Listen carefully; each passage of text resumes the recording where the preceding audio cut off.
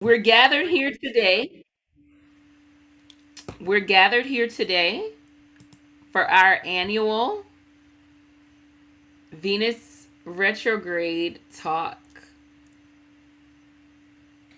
I'm Yes, ma'am. excited, you know. Yeah, me too. We have done this since 2018 together, Mhm. if I Mhm. correctly recall. Yes. So it's a given, it's a must. I'm coming out of the shadows of my fourth house for just a moment, popping out to talk about Miss Venus. I Oh, have girl, to. yes. So The fourth many, house. yeah, you already know more than anybody. So yeah, to anyone viewing who is like, where have you been or whatever, well, Saturn is really doing a number on my fourth house. Jupiter is there. Jupiter, he's cool and everything, but he will still exaggerate the drama wherever he's at. And all of the above is definitely happening in the fourth house for me. So I have to fix the fourth in order to get back up to the 10th, which is public and career and all of that. There's just a lot of work to be done there, a lot of happenings, goings on in the family, and I need to move. Um, there's too many issues with where I live, and there has been the whole time. And if you see me swatting at something, looking like I'm Trey on Boys in the Hood, punching the fucking air, I am actually. There's these annoying gnats that found their way in here, and I have to keep like throwing some blows at them like I'm crazy. So it's not boys in. Well, actually, I am in the hood, but we're not gonna talk about that. Anyway, yeah. So but that's what we're trying to fix. That's why Yes. I've been MIA, is trying to move to a better spot. Provide for me and my kids a little bit better, and then I can get back to doing all the things that I love, which is astrology. But I had to pop out for just a second. Gotta keep up with at least this tradition of Venus retrograde, because OMG. Okay, so Venus goes retro on December 19th, right? We're recording this on December 11th. But she's been in her shadow period since mid-November. So she's already been doing what she does when she's in retro while she's been in shadow. And I've been collecting a lot of data, observations, and experiences to share, and App has plenty of her own. Don't So, I always? yeah. But you're always, you're doing a lot of live streams lately, so I know you've been already dropping some gems, hella gems, Venus gems and stories and experiences. So, you know. Yeah, yeah, Venus is getting ready to retro, and every time that she does, me and April begin to talk to you guys about the Venus retro and what it means for you personally, what it can mean for us, all of those things. We'll be discussing again tonight. And um, I think with this being retro in Capricorn, this is going to, of course, be a really huge theme upon Capricorn things, money, finances, values, traditions, even all things business, things to do with the corporate sectors and arenas, and wherever those corporate sectors fall in your life, that's where the energy will be hitting. So, yeah, I think we're going to do a deep dive tonight. Yeah, we can go ahead and get cranking. I am just like, don't mind me. Don't mind me. Neptune has gone direct, so I've definitely been feeling that. But I've also been annoyed by these later degrees of Sag in the sky. You know? Yeah, the squares, the moon squares, the Chiron opposition, but the stuff is in your 10th, so, Cappy Tings, work, career, staying I'm busy. tired. I'm tired and I'm irritated. I'm Yeah, tired and I'm irritated and I'm trying not to bitch. word. Yeah. Well, let's just have a good time, man. Let's just I know, I know. Okay, let's have a what's good up. time, my G. Let's not let me not sulk. All right? All right, let's talk about it. So Yeah. let me pull up the agenda cuz April wrote our agenda because I have too much other shit that I'm writing right now. Just way too much other shit. And we might be freestyling a little bit too, you know. Oh And yeah, for sure. if anybody For pops sure. in the live chat, then of course, you know, we want to see what you guys' experiences are with Venus retrograde, especially if you are a feminine creature, because it affects us the most. I feel like my lips look crusty. Oh my gosh. Let Okay, me. since I'm gonna have to get a little lip. I'm gonna have to grab a little lip. she's gonna have to put on a lip. But listen, since we're talking about Venus and Cap could be a little bourgeois, you need to get some Laneige, a Laneige lip mask from Sephora. April, have you seen these? Have you seen the Super Stay ink colors? The Zodiac ones? No, who's that? Revlon or Maybelline. oh Maybelline? So Yeah. I got the Pisces one and I got the Cap one. No, I haven't seen Yes. those, but no, I haven't. I got Wet n Wild did a Zodiac makeup collection a couple years ago, Uh and huh. I picked it up, and they had all the signs and colors and stuff too.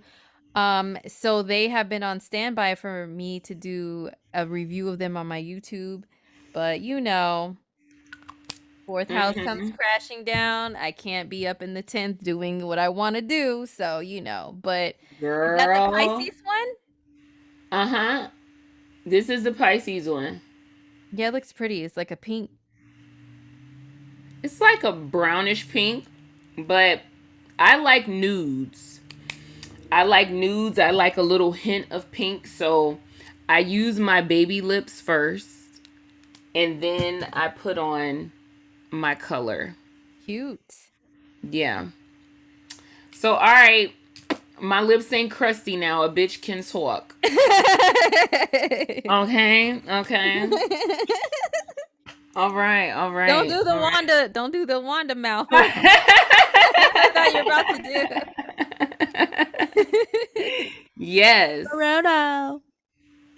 Okay. So, first, we're going to talk about the most recent Venus retrogrades. Oh my The lord. most recent Venus retrogrades. Woo. Okay. So, where was the last one? So in 2020, um, we had Venus retrograde in Gemini.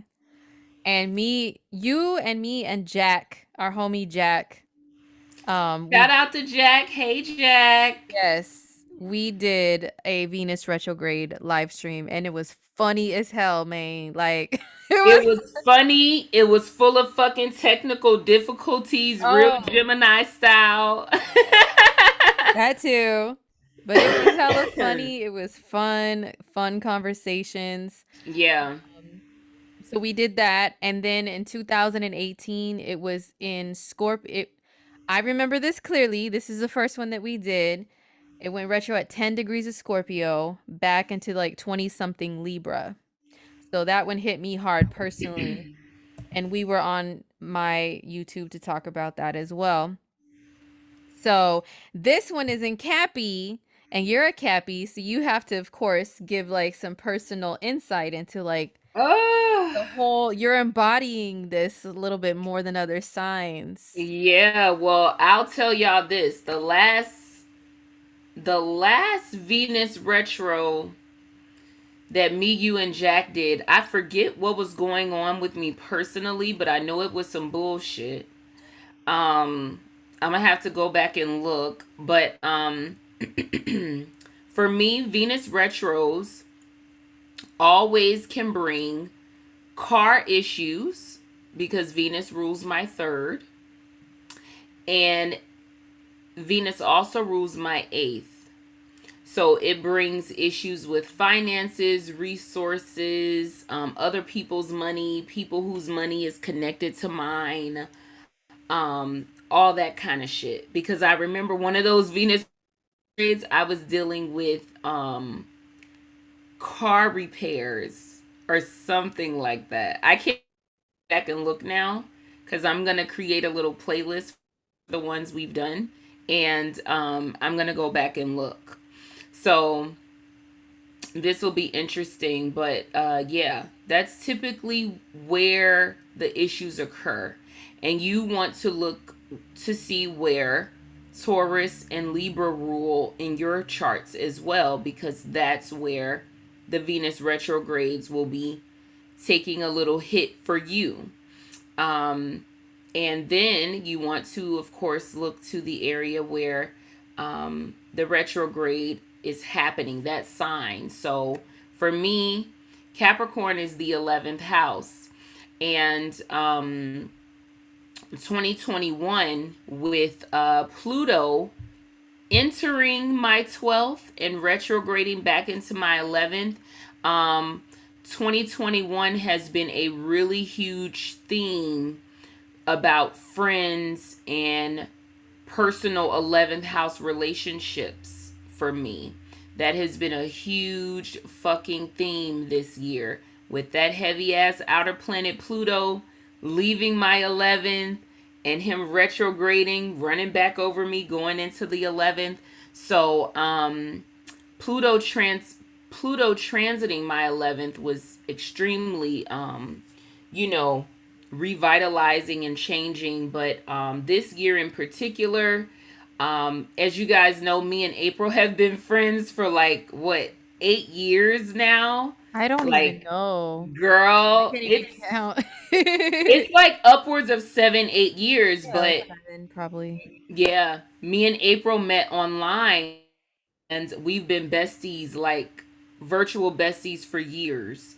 And this was the first year that we actually met in person. Like, we made it Word. a point. Yeah, so that was a big theme. Two of my major friendships in my lifetime this year ended abruptly, and that has been a theme. Another one of my really close Facebook friends, well, really, of my all of my friends, I won't say all, but a few of them that I have been Facebook friends with for a bit of time, this year, I was able to meet a few of them. So I think that has been a running theme for me. And I say all of that to say Venus retrograding in my 11th, kicking off the end of this year, I think that I'm going to see more themes connected to 11th house issues. Yeah. So, what about you, April? Personal predictions for the Venus retro for you, for yourself? I don't even want to. Oh my goodness. I have Chiron in the 7th. It's Venus rules my 7th. It's a sensitive Yeah. area, the most sensitive area of life. Uh, Somebody coming out the woodworks. we shall see. Time will tell. I don't Venus Venus retrograde returning, boo. We'll see. But yeah, and then plus Uranus in the 7th too. Just oh Lord have mercy. We could talk for hours about that. But Venus, so yeah, you have to look at what houses Venus rules. Where's Taurus and Libra at in your chart? You also have to look at where Venus is retro. Mm-hmm. So for me it's in the 3rd. I'm hoping my little car is going to be okay because she has been a trooper and a survivor in the only little over a year that I've had her. She's been through some things. So, Mm-hmm. but 3rd house is also it could be friends like buddies or old neighbors, people that you grew up with in elementary school days and stuff like that. And I did have one of those returned back into town, and we just lit up parts of the city together, during this period. Yeah. So, yeah, like old schoolmates and stuff. Yeah, she's an old schoolmate. We're real old school homies. So, Mm-hmm. ruling my third, that's come back around, and the seventh, maybe once she's fully retro, she'll be doing some things in that area, but I don't like to make seventh house predictions too much anymore because you see the way my chart is set up, you see the way my transits are set up. That Yeah. area is not popping. It's popping with a bunch of bullshit, okay? Oh my A bunch gosh. of bullshit, a bunch of flaky, disappearing, weird.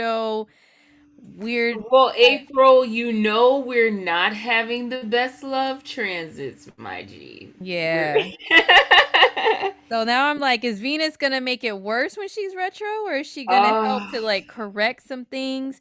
But I feel like, which is a huge thing we're gonna be talking about, that oh yes. as a woman, and Capricorn being about your worth and your value, with it being an earth sign, and Cap being about the top notch, and Cap being ruled by Saturn, who says no, off with his motherfucking head if he doesn't meet my standards. I am really finding myself in that mode. Like, the Mm-hmm. last dude that tried to approach me, I was really like putting up the boundaries and the standards and the expectations hardcore. Like, nope, nope. Oh, you're gonna take me on a date? Okay, well, when? What day? What time? Like, you have to stick to that. And no, I'm Yeah. not here at your weird random beck and call. Like, set a Yeah. date with me, my G. Like, I expect this. I expect communication. And I was very forthright, but still remaining feminine, and he couldn't handle it. So he Yeah. disappeared. Welcome. Girl, we're gonna talk about this Venus because I had a Venusian revelation the other night, guys. I had a date the other night, and this motherfucker had Venus and Mercury in Libra opposing my Jupiter, and his card declined twice, and he gave the people another card, and that one declined too. And at that point, I was just like, look, I'll pay the tab so you can stop embarrassing us both. Oh, And yeah, that Libra shit. That Libra shit. But see, so what my Cappy ass did, I went home and I pulled the chart. So you got to remember the charts of the fucked up motherfuckers you have dates with too. You got to remember the charts of the guys with the good dates. You have to remember the charts of the guys with the bad dates. So if you guys follow me, Facebook family, wherever y'all find me at, remember this summer, I had a date with the basketball player dude, semi pro dude, who was acting like, he had his shit together. And we got to the restaurant, and he faked a whole fucking asthma attack when the bill came. sorry. And that was the last time I had that experience. So when it happened to me the other night, I brought my ass home and I said, let me pull the chart of that motherfucker who faked the asthma attack when the bill came, and I paid the check. And remember, the night that I was with him, I got a fucking boot on my car too. Yeah. Like, I got a fucking boot on my car. So see, that nigga was costing me money straight out the gate. Straight out the gate. So I got home. Yeah, the other night I got home and I pulled the chart of the dude who faked the asthma attack, and I said, okay, he was a Sag sun, but he had Mercury, Venus, and Jupiter all in Libra opposing my Jupiter. So I said, okay. I went to the chart of the dude from Wednesday night who card decline, act like he was, oh, I'm in med school, I'm about to be a doctor, all this shit. Nigga, you could be all that shit, but your card did not swipe. So, got home and looked at his chart again, and I said, tell me why he was a Scorpio sun, but his Mercury and his Venus were in Libra, opposing my Jupiter, just like the last guy who stabbed out on the motherfucking check. So now I know I cannot be out on dates with Libra guys who oppose my fucking Jupiter. It's just a no for me. I'm not even going. I'm not even going to get the fuck up and put my clothes on and do my hair and my makeup and all that shit. I'm not going to do none of that shit. I'm not even fucking going.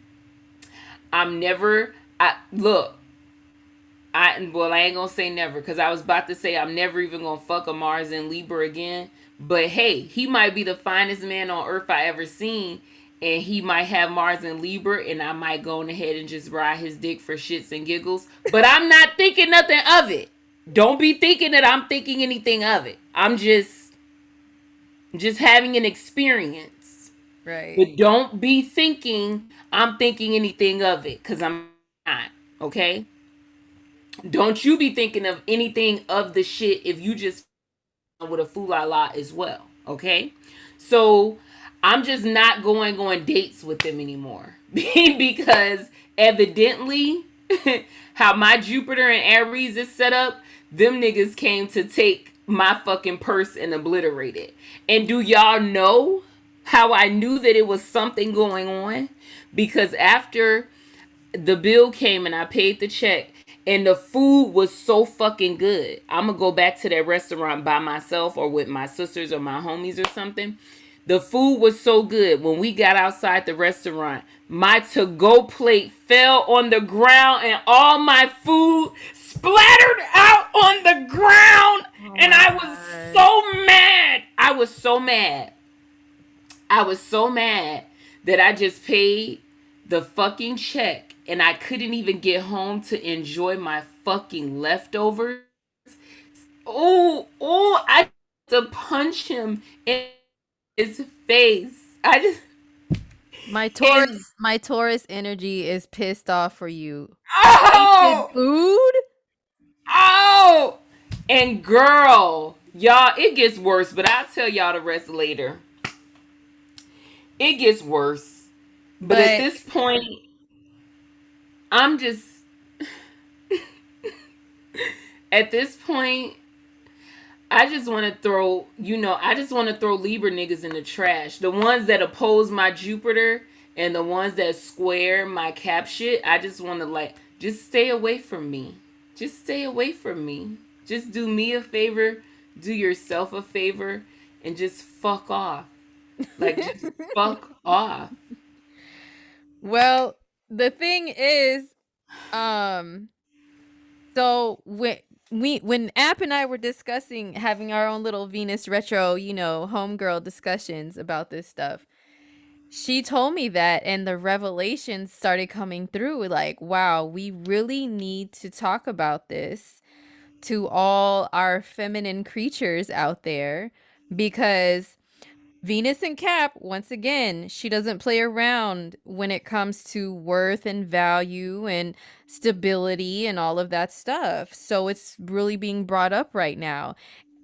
You need to look in your chart, if you're a feminine creature, at your second house and your eighth house, your financial houses, and if you have any planets in there and a dude planets square or oppose them, you may have some of the same things happen. No. If you have planets in a dude whose planets fall on your eighth and they oppose stuff in your second house, or your second house ruler, or they just land in your eighth house, which could be draining of resources, you need to be careful because you might end up in situations like that. Like, look, it was two dudes in a, like, not in a row, but two different dudes that had energies that opposed her money house, a money planet and a money house, or the ruler of a money house, draining her of money and like and being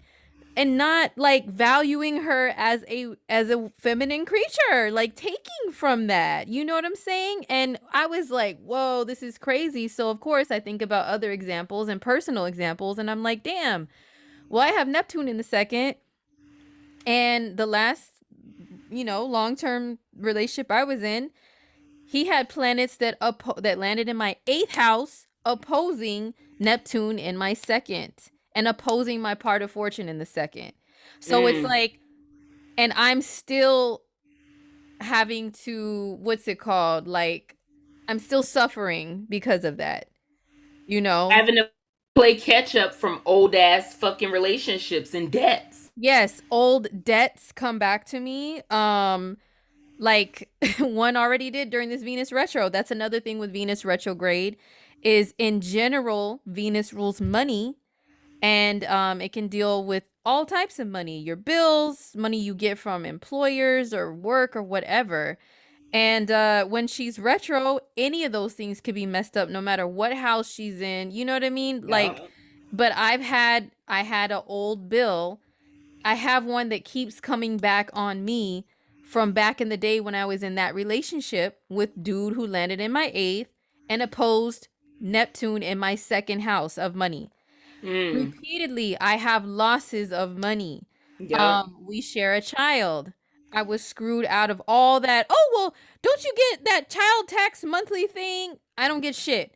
Oh, what about the child stimulus? I don't get shit. I got none of it. Absolutely none. I get nothing.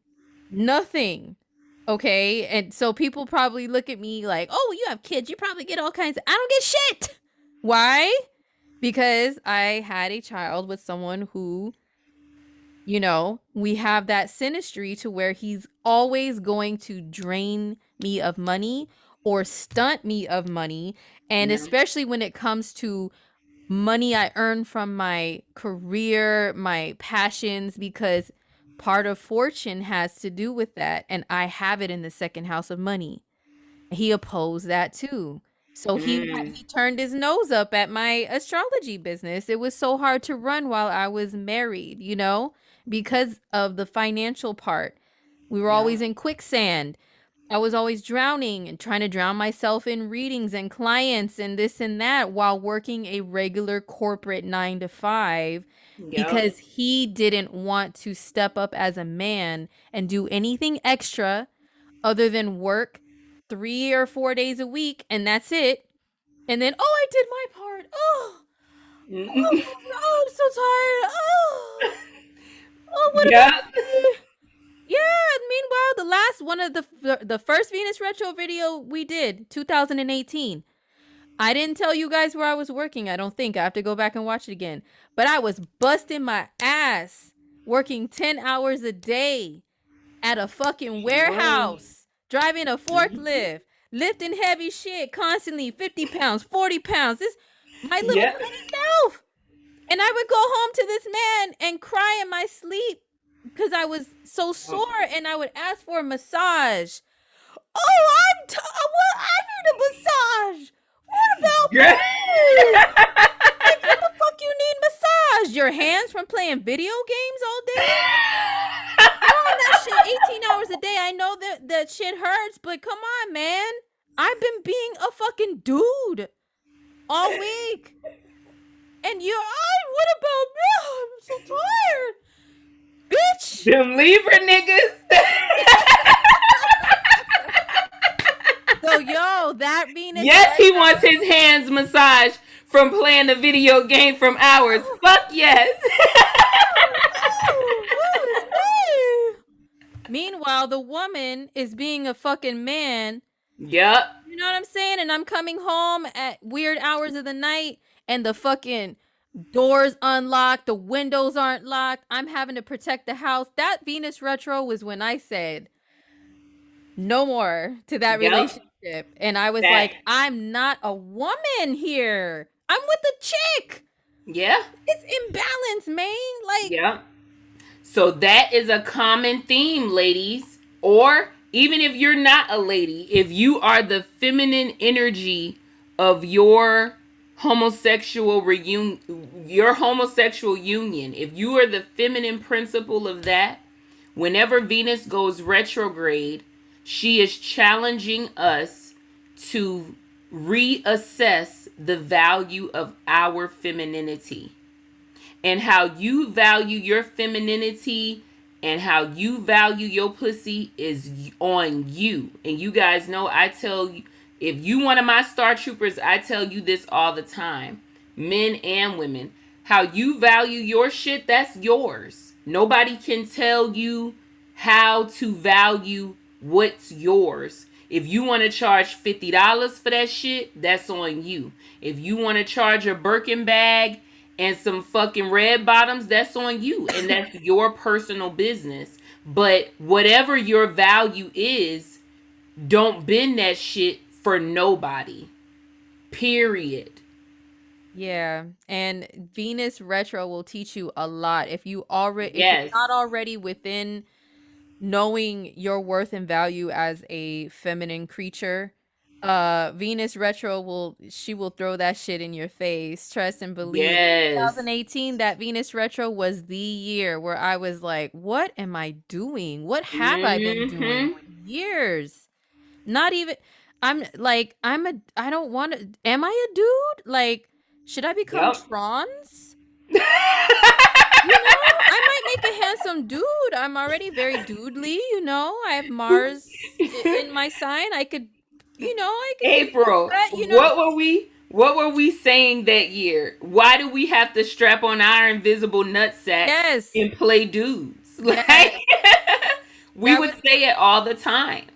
all the time. Yeah. And I was just like, are you kidding me? And yeah, part of that whole thing was I met a man who was very masculine, very protective, Mm-hmm. very financially literate, and just being in his presence, I felt like a woman. Oh, Mm-hmm. full on, like feminine, like, you know what I'm saying? Like, just being Yeah. around him, I was like, wow, I didn't know I was this much. I'm really a chick, aren't I? He And brought then that you out. go home and Yes, lazy Mr. Libra is on the video game yes, on the video asking why game. you want to rub down after you've been working 10-12 hour shifts. Yeah, and I asked him to run me a bath because I was sore. Oh, it has to be clean. Oh, who's gonna clean it? Oh, can you clean it first? Bitch, I'm sore. That's why I'm asking for a fucking bath. You can't pick up a scrubber. You're a You know what? Yeah. So I was like, okay, let me Girl. go down the list. Venus retro. Let me go down the list. Next time I have a man in my life, he can't be like this, or this. But I see over there, oh, I want this, and this. And I'm looking over here. I don't have that. Okay, bye. Like, no more, never again. I can't be with a bitch. Yep. Mm-mm. Can't do it. It drains and stunts your femininity. It does. And if you are a woman and you're noticing, because you're never going to, woman has always been this way. It's going to ebb and flow, and it's going to evolve over time, because there were relationships that I was in where my man was more masculine and I was more feminine, and I didn't have to do certain things. I didn't have to ask about certain shit. Then I've had relationships where I felt like I had to accommodate or make up for his lack of masculinity. And that's when the levels become unbalanced. So if you are a woman and you are feeling like you are having to accommodate for making this man feel more masculine to you, like, I know, let me give you an example. A man I was in a long-term relationship with, my kid's dad, he would not do masculine things one-on-one with me. So, I feel like I shouldn't have to ask you to get the motherfucking bags out the car. If I have to ask you to do that, I'ma just do the shit myself. I don't want to have to keep reminding the motherfucker and checking him on being a man. Just like if you are a man and you are in a heterosexual relationship and you tend to date more feminine women, why would you want to be in a relationship where you have to keep reminding your woman to be a woman? Women don't want to do that either. Mm-hmm. You don't want to be in a situation like that. So instead of me reminding my man to be a man, I would simply just take on more of the load myself.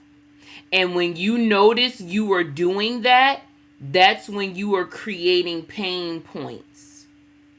You're creating pain points. Because as you are creating pain points, that's when you're going to notice, okay, if we argue about them not taking the fucking trash out, that's going to exacerbate that issue. If we argue about we aren't having sex regularly because these pain points are piling up, that's creating more issues. So it's adding shit on. It's layer after layer. So you making these accommodations, you thinking that, they'll get better eventually and it'll be okay. You're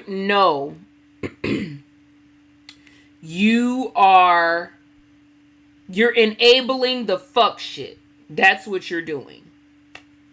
And now I know that. After pretty much being in 2 fucked up marriages, I get it now. Enabling the fuck shit is what's creating the problems.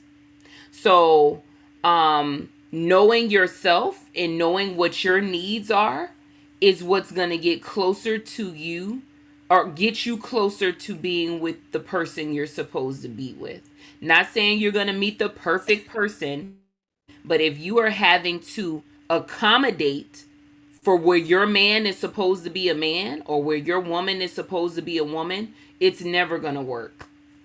It's going to be like walking on eggshells. Yeah, it It's is. never going to work. It is. It is like walking on eggshells, and like, at least when I've been in that situation personally, it's been like, well, I don't want to piss him off, not because, you know how a lot of times women will be like, well, I don't want to piss my man's off because he might start yelling at me or swinging or punching, things or something like that. For me, it was like he's going to start being a bitch and emotionally manipulative and, like funk up the house with his ugly energy, like, I'm gonna make you pay, for Yep. like, oh no, it's fine. But then they're sitting there sulking and fumigating the house with their Yep. energy, like, and then do little petty things to get back at you, and it's like, why? Oh, for you pissing them off like the other day. It's like, oh my god, what a bitch, man. Come on. I don't even do that. And I'm a chick. Exactly. Like, Exactly. The shit that we don't even do. It be bullshit that we don't even do as females. So why should I be in a relationship with a man who's doing that too? So yes, Venus retrogrades are going to require that you assess your worth, how you deem yourself worthy, your value. Venus retrogrades are going to always challenge you to do that. And it's like, I don't have to deal with this shit. I'm worth so much more than that.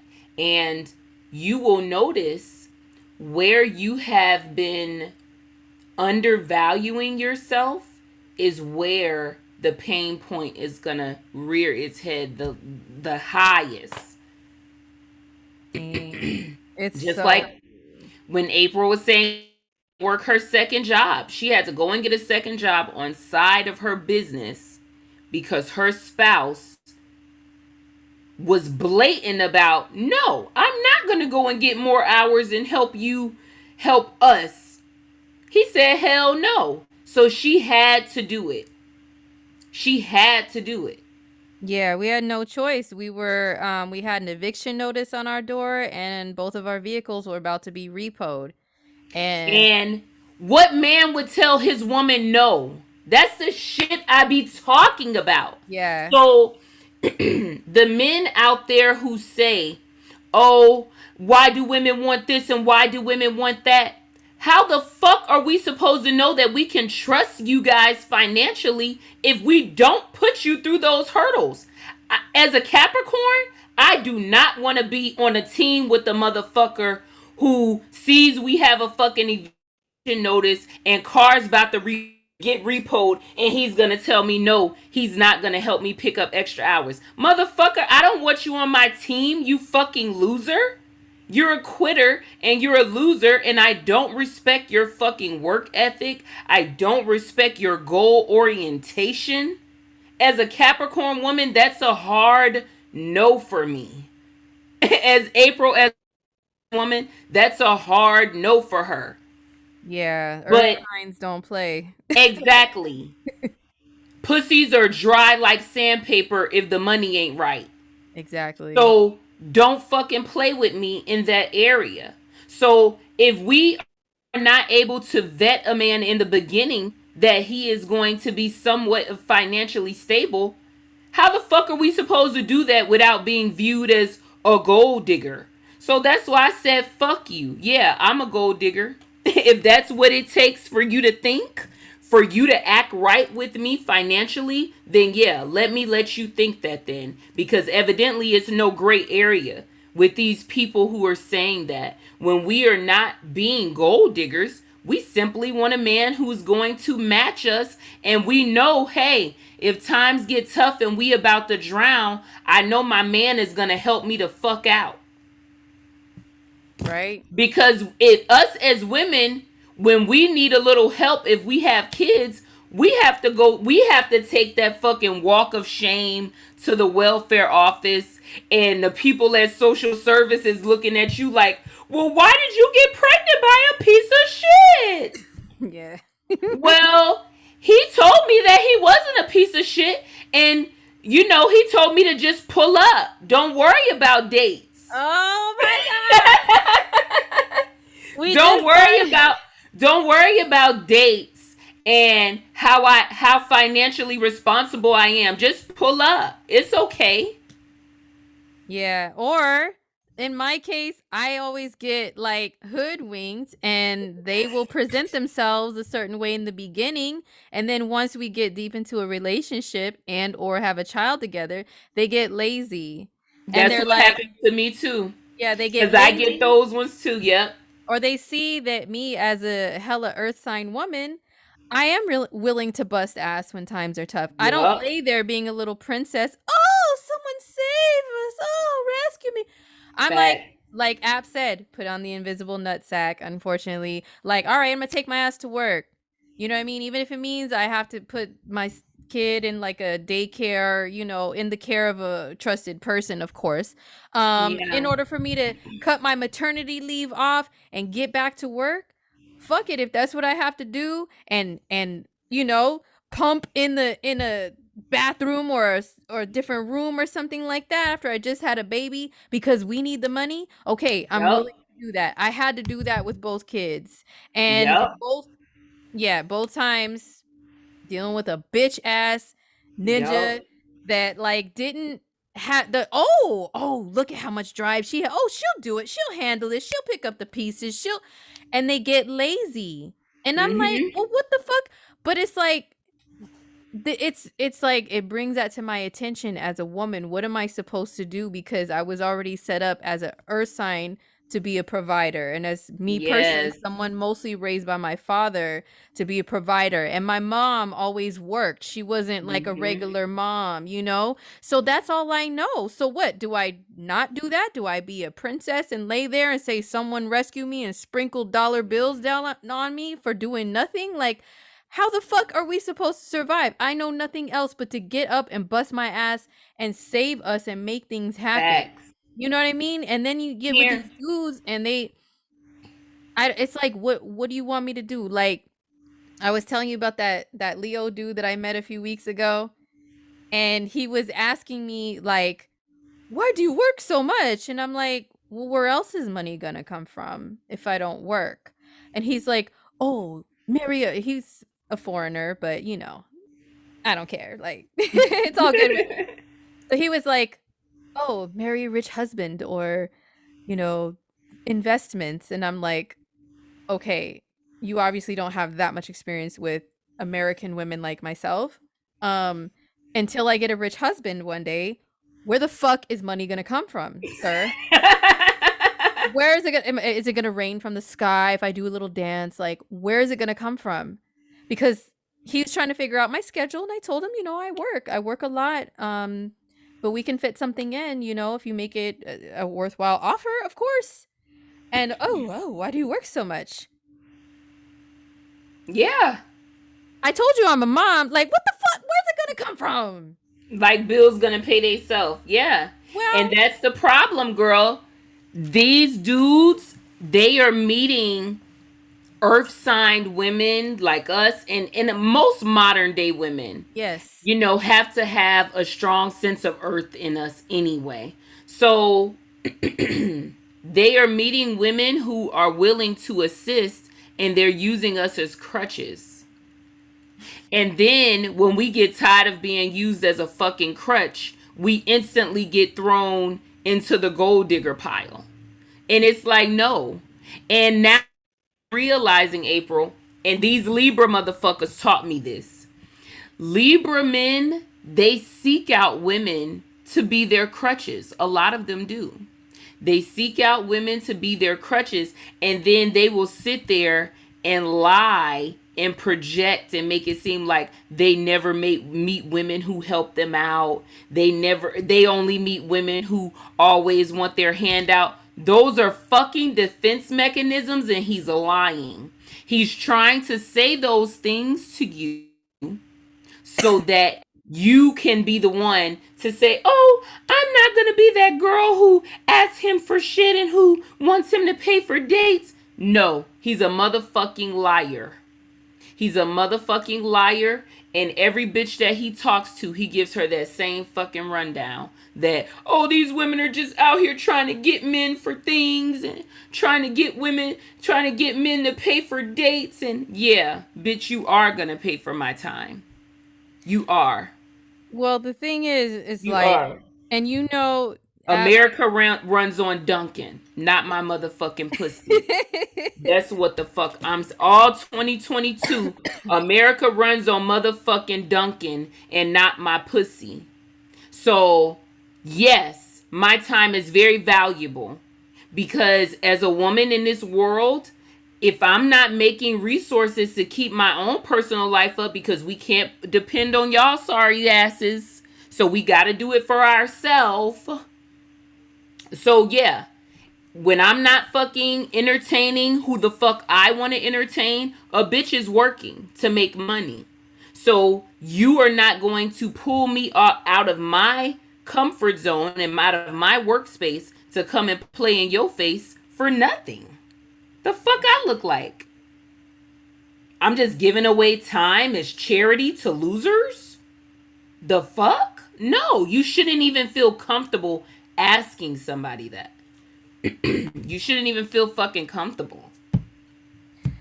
well, you know, you and I have had numerous talks about today's culture, the pull-up culture, the Just pull up. WYD send a pic culture. Yeah. Order. Send a pic. Yeah, order. Good morning, queen. Oh God. Oh no.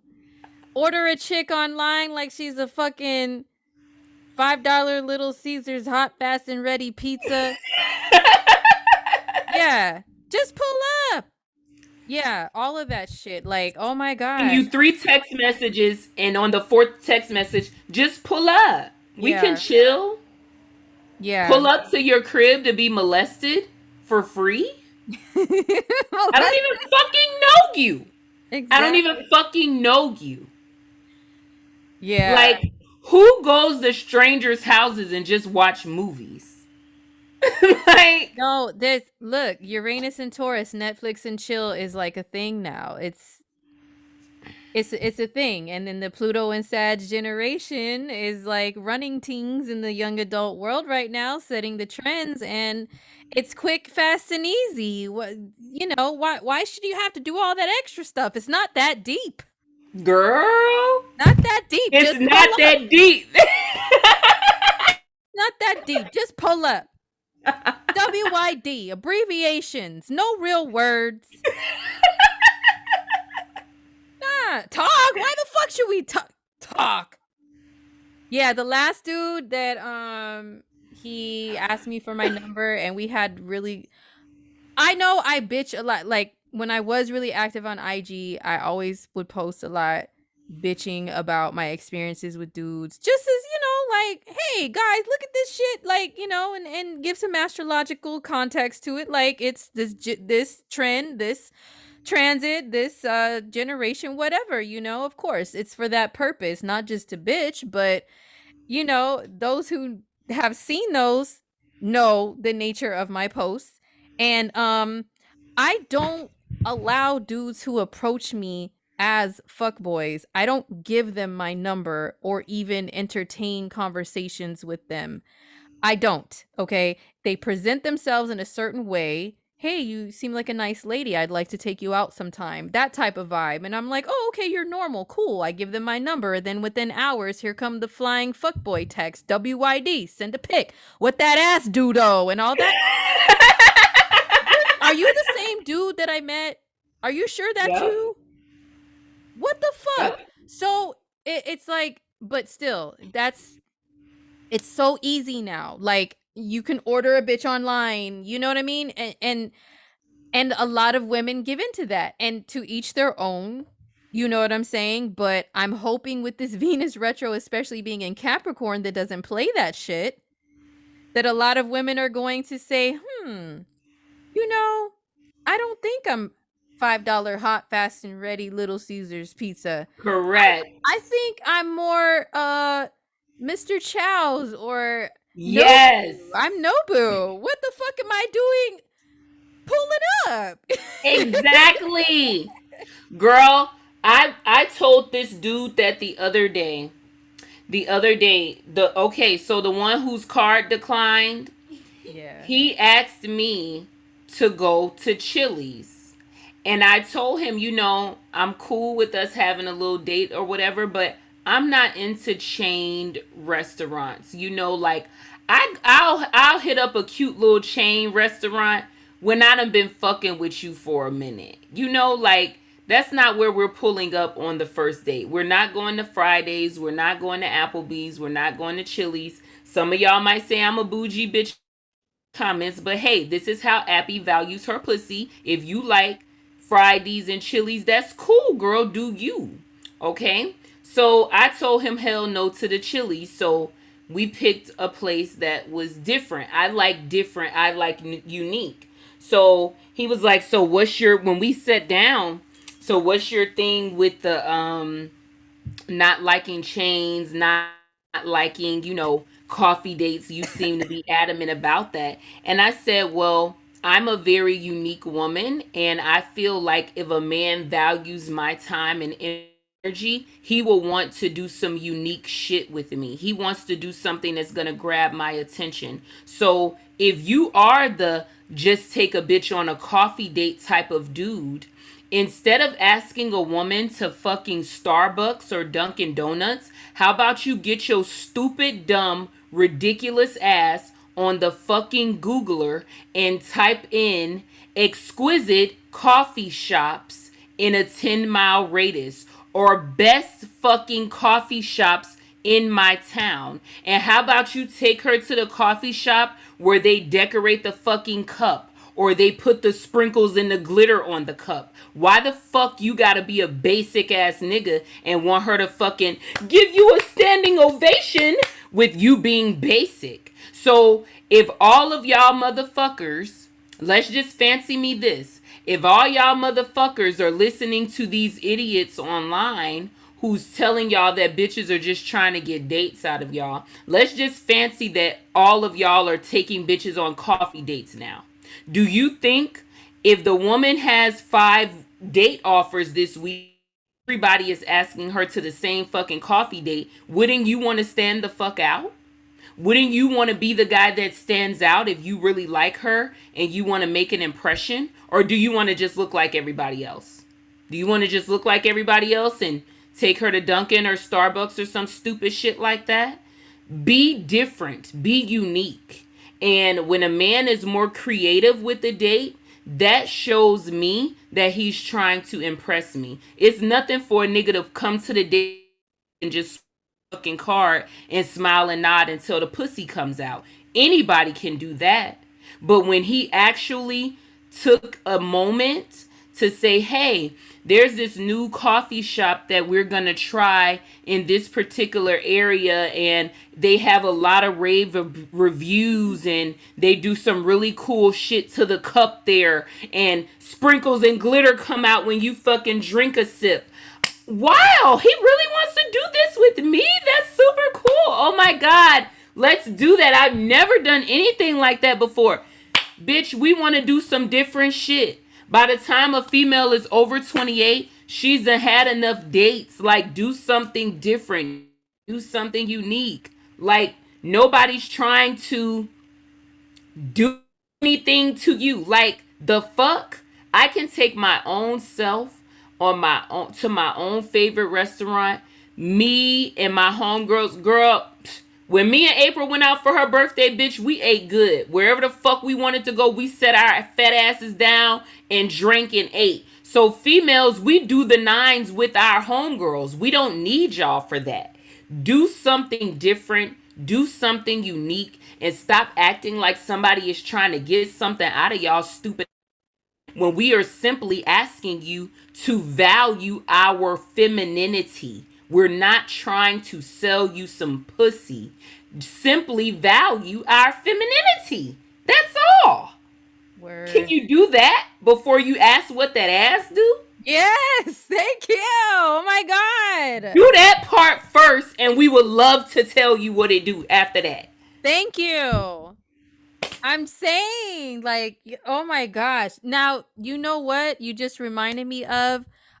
I'm trying to remember the name of the show, but there was a show on MTV back in the day where, was it MTV or VH1? One of those where, like, the woman had like 2 choices of a date of dudes, and depending upon who took her out on the best date. And like the date, like the guy was like, I'm taking her here, then I'm gonna take her scuba diving, and then we're gonna end the night with blah blah blah blah. And it was like 2 different dudes, 2 different dates, and they had to decide like It was a Eliminate. Okay, is that what it was called? Eliminate. Something like Yes, that. I love that show. Yeah, me too. And it's I like, love that show. yo, man, it's like, And they would come together at the end, and she would have to like pick them off one by one based upon how cool they were on the date. yeah, or there was Yeah. I know, oh no, there was a Eliminate where there was more people, but there was a different one where it was like it was only a choice between 2 different dudes. So it was like a longer segment, like with each dude, like, and they really had to go all out with the dates. You know, Yeah. on a midday date, and then like then a dinner date, and then Yeah. clothes, and it was like, whoa, whoever impressed her the best, you know? And I'm just like, yo, like, And you know, April, I have said that before in one of my videos. It's funny you mentioned that.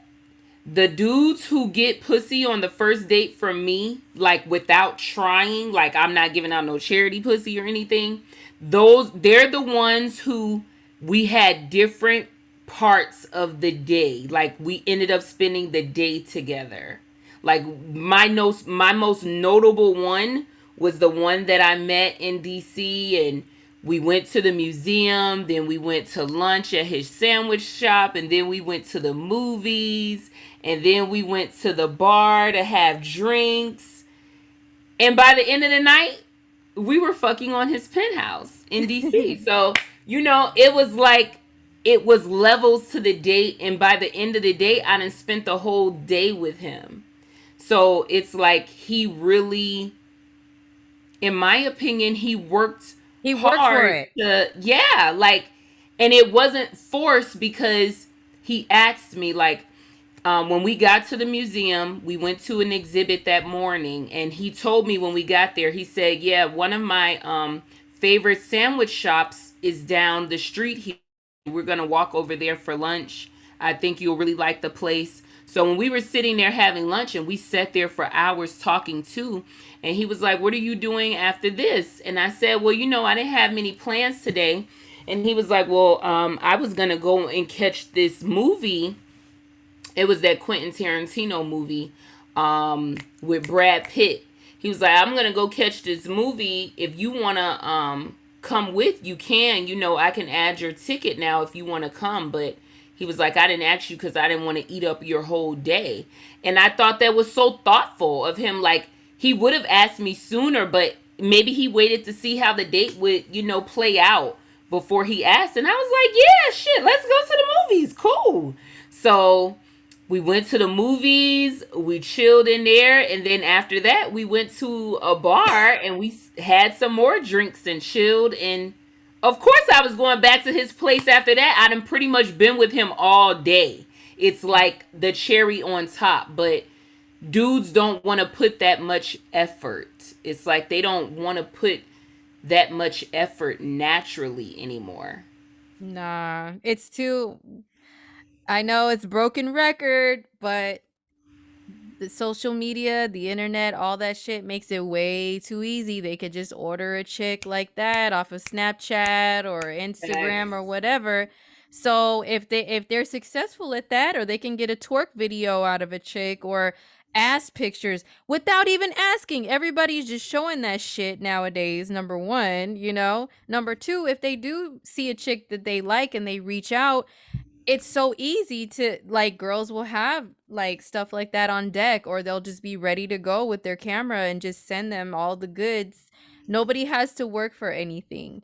And Yeah. so that's why, oh my god, like, here we go again with me mentioning why I don't give dudes social media when I meet them anymore. I don't give. The first thing dudes will ask now, they don't ask you for your number, they ask you for, hey, what's your Your IG or your Instagram. Snap.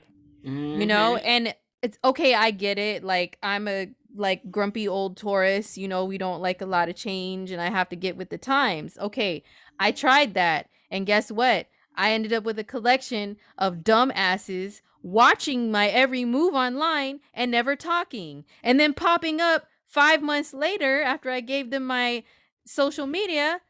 Hey, give me some of that ass. And I'm like, wait, who? Who are you? Oh shit. Oh, I met you 5 months ago. When have you ever spoken to me? When have you ever invested fucking words in me, my G? When have we had a real conversation? You think you could. What? Are you placing a fucking Uber Eats order right now with me? Because no. Like, you've never done anything. Nothing. You've never Girl. spoken to me. So these ninjas will stare at you and not talk, man. And then now it's just like, hey, do you have IG? You have Snap? Nope. I get that crazy ass look. No, I don't. No, I have a phone number. Oh, okay. And then I give out my phone number, and ninjas are like asking me for pics, and then they send me pics of every little move they're making throughout the day. And I'm like, this is fucking stupid, man. Just talk. Like, I understand. I gotta get with the times. Okay. I get it. Like, but still, if you are trying to get to know someone, talk to them. Talk. Yes. Fucking talk. Don't take the shortcut of what is your social media so I can go and peep you out and inspect you and look at you, and oh, I get to see you in your best dress because you have all these pictures. I know what you look like in a bikini and maybe in some lingerie draws because you have pictures just all laid out right there. So there's nothing to anticipate, nothing to work for, nothing to, oh, I can't wait to see her again. So it's like it's too easy now. Like nobody wants to put in the effort because they don't fucking have to. So it's not just men's fault. It's just the way it is now. Like everybody lives their lives online. Everybody puts every fucking picture of every moment of the day, every cute moment. I've been guilty of that too. Like that's another reason why I'm, MIA for a little while, is to try to figure some shit out with social media. What do I really want to put out there? Because I'm tired of, like, even on my business page, men hitting me up and all they do is they add me and they like all of my selfies and cute pics. They don't give a fuck about astrology or tarot or spirituality at all. They don't want to talk to me about any of that. They don't want to know what's on my mind. They don't want to know what goes on up here, how I feel about this, what I think about that. They don't want to open their minds and have me speak to them about. They don't give a fuck. They want to look at photos and see if they can hit it. And I'm like, you know what? I'm tired of it. Like I'm just so sick of it, whether online or in person. It's like there's no value to humans at all anymore. Like I've been saying it. It's like when you're walking around, I feel weird walking around as a human being around other human beings, and it's like I don't exist in the real world because I'm not online. I don't exist because I'm not online. If you are not online, you don't fully exist. It's fucking weird, man. It's so weird. And but yeah, like I was saying, sorry to go off on a tangent. No, That's I for another video of like good point though. the age of Aquarius in general, but it does affect dating and the quality and the effort and all of that. Like it really does, because online is so easy. You know what I'm saying? And then technology, motherfuckers can ghost on you, but they can still watch you and just all this weird shit. So it's like, why does anybody have to put in an effort? Why? Why would they have to? That's why I was saying men look at me fucking crazy when I say no social media. What? What? Oh my God. And then they find me to be so difficult because I say text me or call me with conversations, and then they just give up on me. And I'm like, deuces, motherfucker.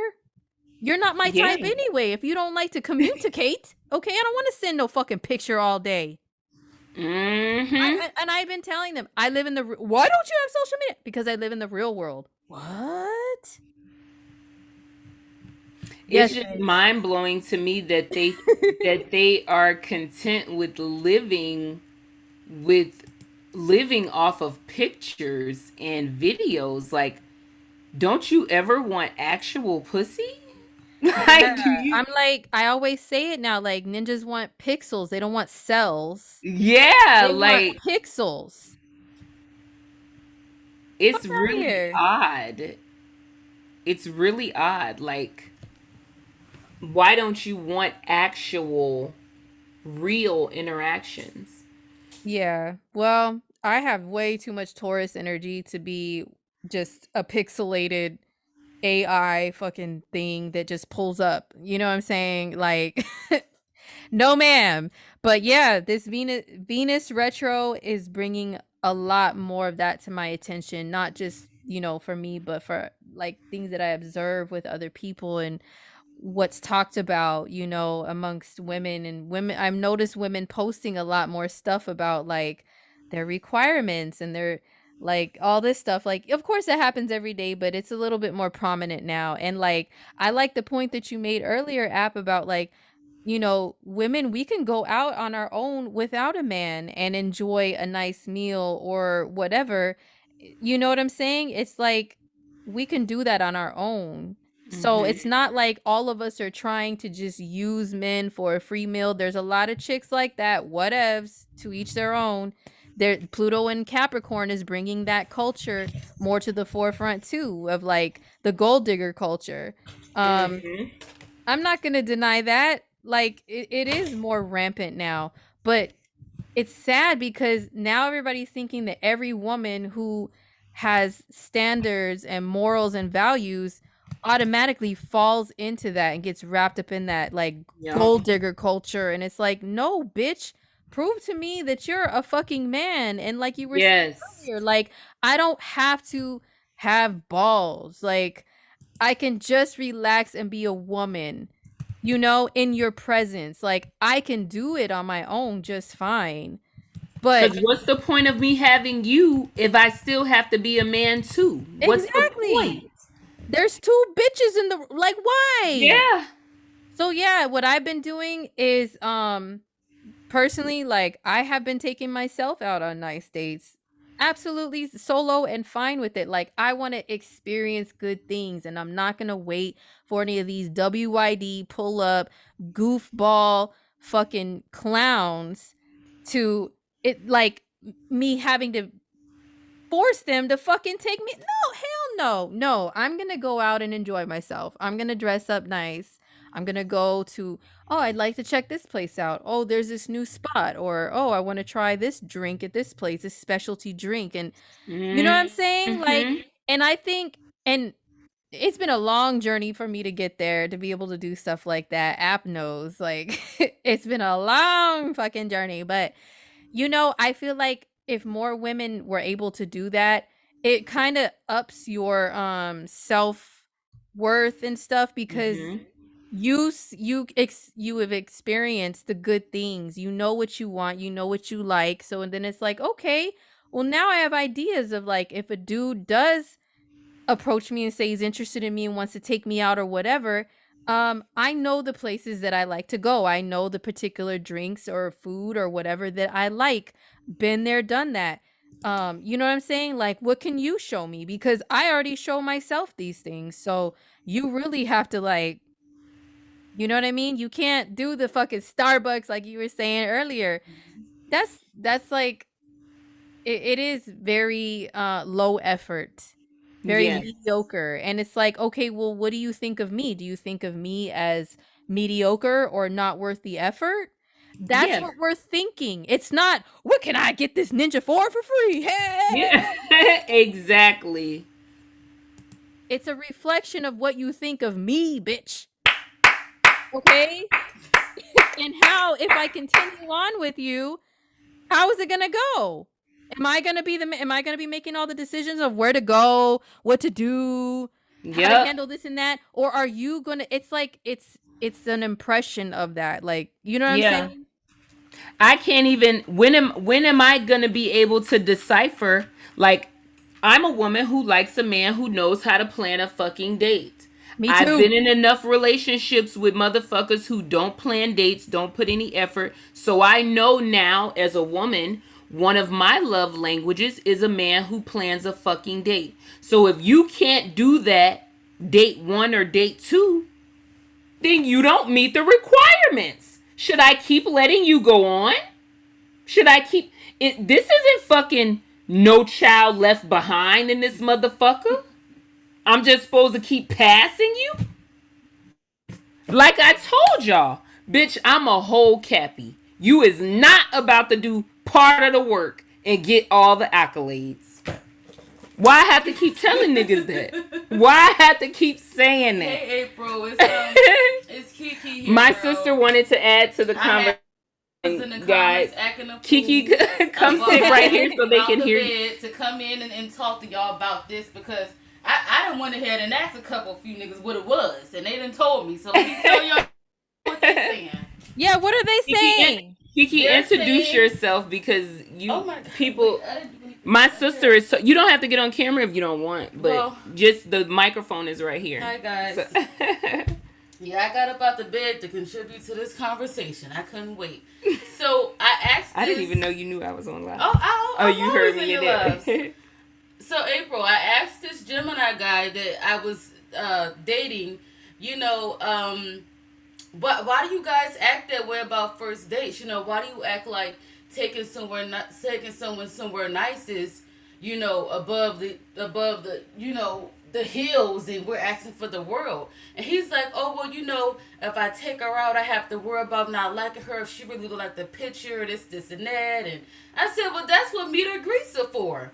If you're that finicky about doing all of this extravagant dating stuff with someone, meet and greet and then take them out on a date. And it's not even about, you know, how much money you're spending. It's about a woman's standards. And my sister was touching so many pain points. I'm not going to bend or shake my standards because it won't conform to what you want to do. If I say no, hell fucking no to Starbucks, then hell fucking no to Starbucks. It's so many authentic and exotic places down here and in the world that you can take somebody Yeah. to, not fucking Starbucks. And they probably gonna fuck up my order anyway. So it's like, Yeah. there are so many ways. It's 2021, about to be 2022. It's so many ways that these men could think outside of the box to try to woo someone. I just feel like it's not even. I feel like they're listening to everything online and they're overthinking it, and it's really not that deep. Yeah. They're listening to Kevin Samuels and Oh my god! the roommates. Girl. Not to mention Kevin Sam was out here. Yeah. I want to announce to the room, guys, that I was doing mini Venus retro readings to people. If anyone wanted to call in, just let me know. Or if you want to just email your question in, you can do that too. I'm going to start doing some before we hop off. I mean, we still got more to talk about, but I just wanted to let the room know. Yeah, get your Venus retro readings in. Yes, Definitely. and You it's about guys to be hit the like retro. button. Shout out to the replay viewers if you're catching this on the back end. So Love offerings are accepted. April, if you want to shout out your Cash App, I know mine is above my head. oh, Or if your PayPal, whatever, I don't know if you use Cash App, April. yeah, Cash App. What is my Cash App? It's been dry. One of the moderators, Kiki, you're a moderator. Pin April's Cash App in the thing. Oh, okay. Yeah, here I'll copy it. But it's Cosmic Homegirl Astro. I'll put it in the thingy bobber. So April. yeah. So there's a lot that Venus rules. Not just, dating, although App and I can talk for days and fucking years about dating and stuff, but so Venus, like we said earlier, it rules money. Okay, it rules money that you receive, money that you earn, money that you give, whatever. So during this Venus shadow period, okay, and the shadow period matters. That's why I get a little annoyed when people are like, oh, the shadow, oh, it doesn't mean anything. Yes, the fuck it does. How do you explain this shit? Venus in shadow, okay? One of my many jobs, if you watched Haymon on In Living Color back in the day, I'm not Jamaican by blood, but you know what I'm saying? Like, Haymon, I live that shit. I'm this, I'm that, I'm this, I'm that. Work here, I work over there. April has a dreadlock on the back of her neck, guys. I'm telling you. That's how many jobs her Taurus ass has. Just She has just one dreadlock. Yeah. One dreadlock man. No, but so one of my many employers, nobody got paid the last pay period. Nobody got paid. Nobody got paid. It was right before Thanksgiving and Black Friday and rent. So they were catching heat from everybody. Listen, I went down there, like today I got motherfucking time because I went down there in the morning right when they opened thinking I was going to be the first motherfucker there. Like, hey, where's the paycheck? Where's the coins? There were 2 dudes already in that office. Like, they had Taurus in them too. I'm sure they were Taurus or Cap or something like, yeah, so, when am I going to get my check? I got a family, vacation and shit. Like, I had to wait in line. And because, oh my God, they didn't, it's like nobody got a check. And those of us who earn tips, our check stub reflected no motherfucking tip. So we were and my sister and I, we both work at that job, and she's a Cap. So we were both early in the morning Monday looking at ADP at our paycheck stub, and we're like, what? No tips? Okay, like I was like, I'll be the representative of this earth sign gang. Let me go down there. Like, this is the first thing for me. She's like, put me on FaceTime when you get there. Like, we were both like, we got the time today. So yes, our employers messed up our money, and then they said, yo, if you guys show up the next shift, we'll have the checks then. Haha, sorry, our bad. Well, I didn't show up. I was like, fuck that. My sister showed up, and she said that at the end of the shift, they said, oh, whoops, our bad. Actually, we still don't have the checks. Haha, but we'll let you guys know when they come in. Tell me that's not Venus retro. Oh, somebody would have got their ass beat fucking. Oh my I did a whole That's nother why shit, but you still ain't got my money? Yes, they tricked people to come in on that last shift and Oh, told them goodness. that their checks would be there because they knew people would not show up. And they were fucking with Cappies and Tauruses at that. Yes, and they waited till clock out to say, "Oh, our bad," because they knew motherfuckers would have been tired from working 12 hours, 13 hours that day. Too tired to fight. So yeah. No, girl, I would've That's messed up Venus some retro. energy. I would have to mess up some energy after that shit. Because you just can't play with no earth sign. A Cappy Taurus? Yes. You can't play with their money like that, especially if they didn't put their hard on work in. You know, I always thought that method was fucked up, especially when they make you work the whole shift and then let you go. Why do all that? You knew you was firing me when I clocked in at 9 o'clock. Bro, at least that's me. That's my Scorpio Virgo ass, but you could have went ahead and let me go home.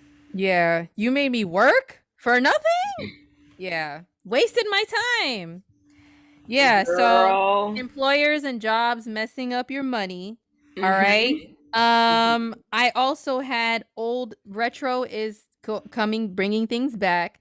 Venus is money. Venus can be bills and things, you know. So an old ass electric bill that's been hanging over my ass this whole year.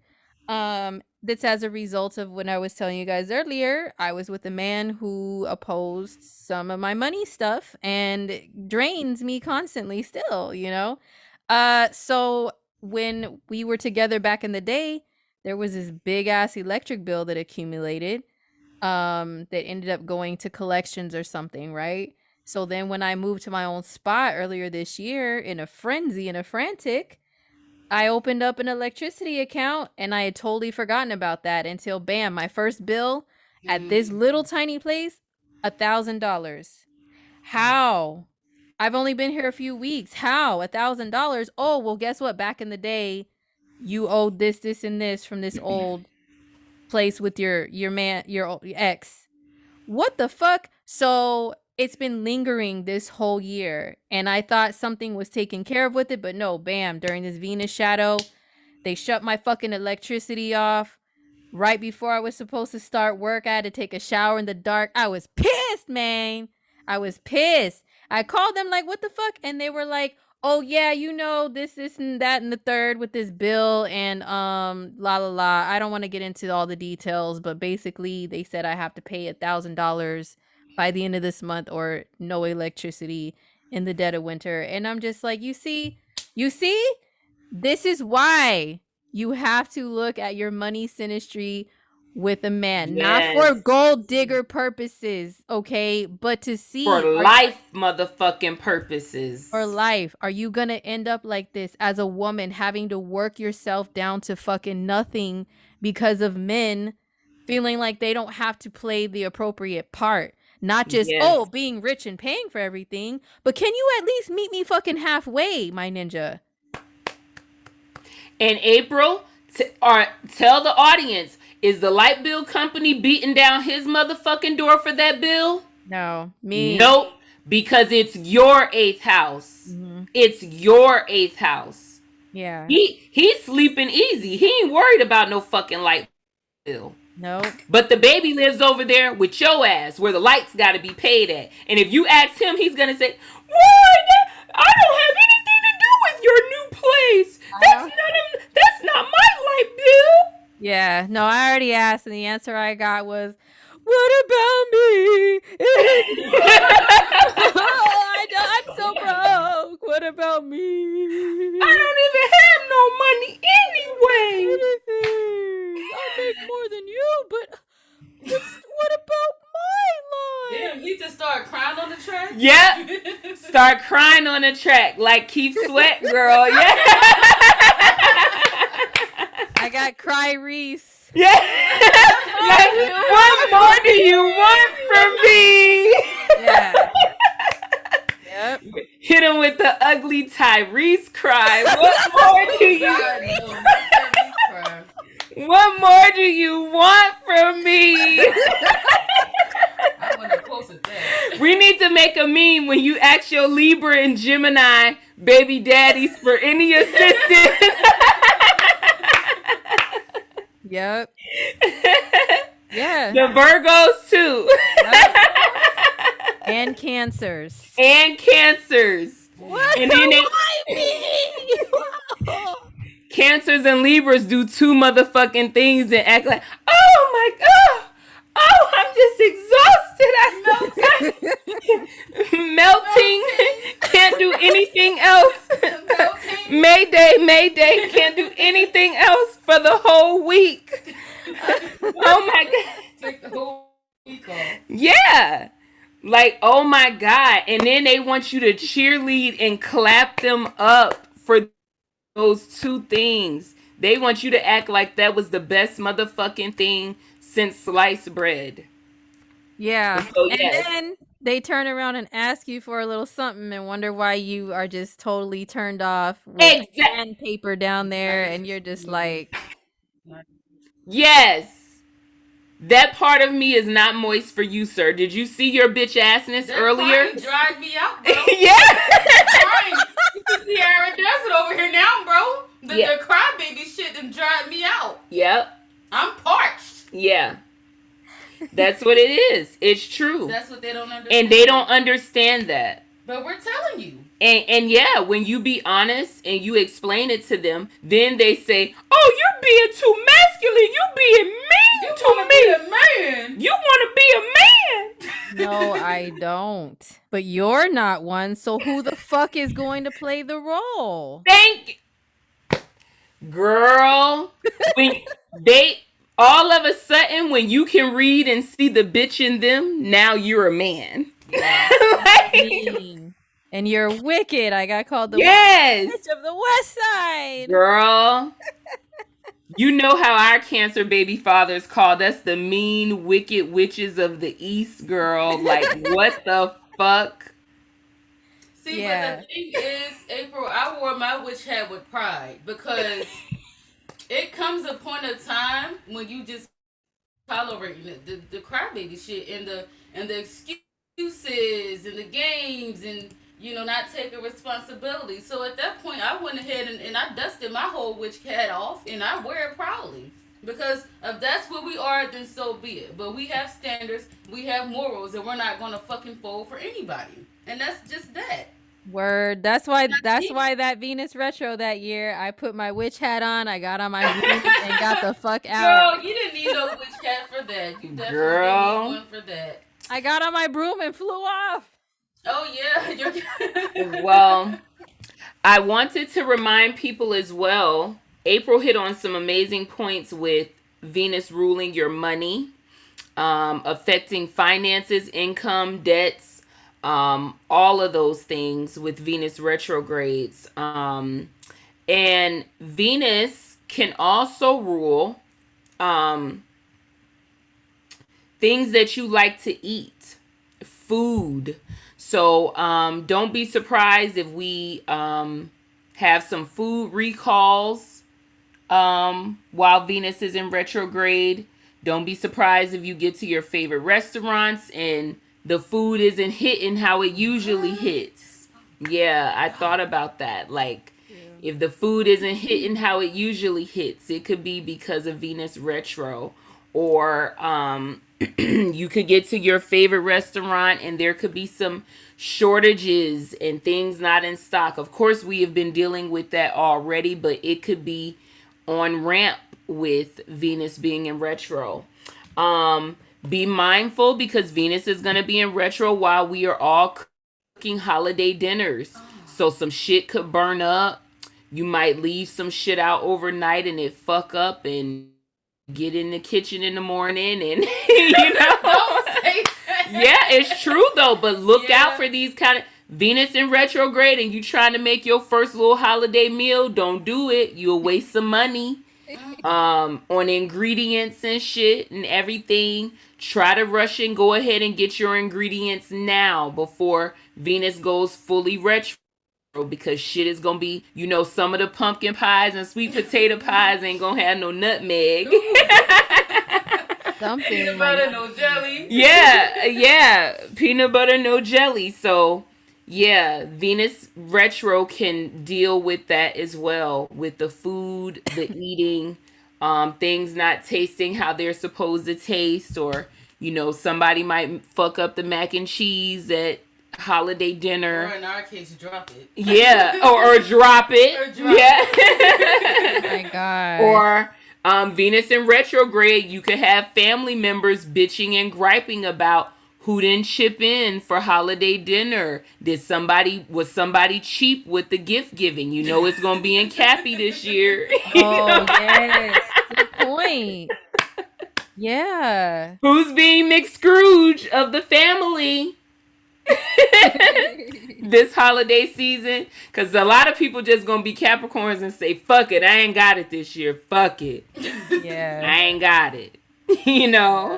A lot of people are just gonna go ahead and say that. So yeah, and there can be a lot of returns of gifts and stuff. Yes. Because retro is returning. Like I've noticed retros and Mercury retros during holiday seasons, there's a lot of returns, people changing their mind on purchases, or just be really careful with what you buy and like really thoughtful and know for sure what the person likes and doesn't like. Because if you want to say, well, I know they usually like this, but let me try, they might like this, something different.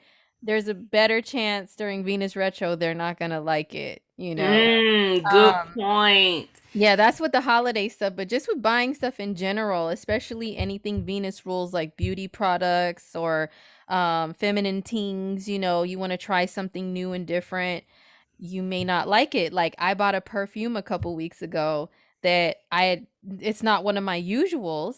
I'll tell you guys what it is. Let me just call them out. Tom Ford Orchid something, Velvet Orchid, I think it was. It was in a pretty purple bottle. I sprayed it, and at first spray in the store, it smelled like hella scorpionic, like femme fatale and everything. And I was going out that night, so I'm like, hey, shit. I sprayed it on. I bought it right away, impulsively. And then as the night progressed, I smelled like powdery old lady shit. Like old lady powder. And I was like, what is that? Is that the perfume? Because it didn't smell like that at first at Sephora. It smelled like pretty purple, dark, feminine. Yeah. And it dried down to retro. Old powdery old lady. I was like, no, that's not me. I'm trying to catch the young ones. Like, I must be scaring them away. They're going to think I have some fucking... I don't even know the name of the powder that old ladies use, but you know how they like the powders. Like, what the? I took it back the next day. No. That's April. Did you get to the counter and tell them you a cougar and you trying to catch the young ones and take this shit back? I didn't, but I told her it smelled like powdery old lady tings, and that's not me. So, let me just take it back. And she said, do you want to try another Tom Ford? I said, no. I had never worn Tom Ford before. And during Venus retro, it's a no-go. Let me just stick to my usuals. That's the thing. Stick to your usuals. Yep. During Venus retro. If you try new things right now, it's more likely that it will not work out when it comes to beauty products, perfume, and things like that. And procedures. I have been wanting to do that eyebrow thing where they do your eyebrows and shit. Like the tattoo? Yeah, that thing. Oh my goodness. What is that called? Like the ombre eyebrows and all that? Yeah. So I don't. The stay long time for a year. Yeah, love you long time eyebrows. Yeah. Like Really long I time want eyebrows. those because it's very low maintenance, you know? And it's a trend now, but I don't give a fuck about a trend. I want low maintenance. I want to get up and have a short time to get ready for work and whatnot. So I wanted to try that. And now I'm like, hey, I have a little extra funds. Let me go. But I'm like, wait, Venus retro. It might give me like one eyebrow up here, one down there. Like, no, it's not a good idea. Let me just wait. Damn, I gotta wait. But yeah, procedures. And I know, like, back in the day when we said procedures, it was like major plastic surgery. But now there's all these minor ones you can get, like the eyebrow thing, the eyelash extensions, the fillers, and all that stuff.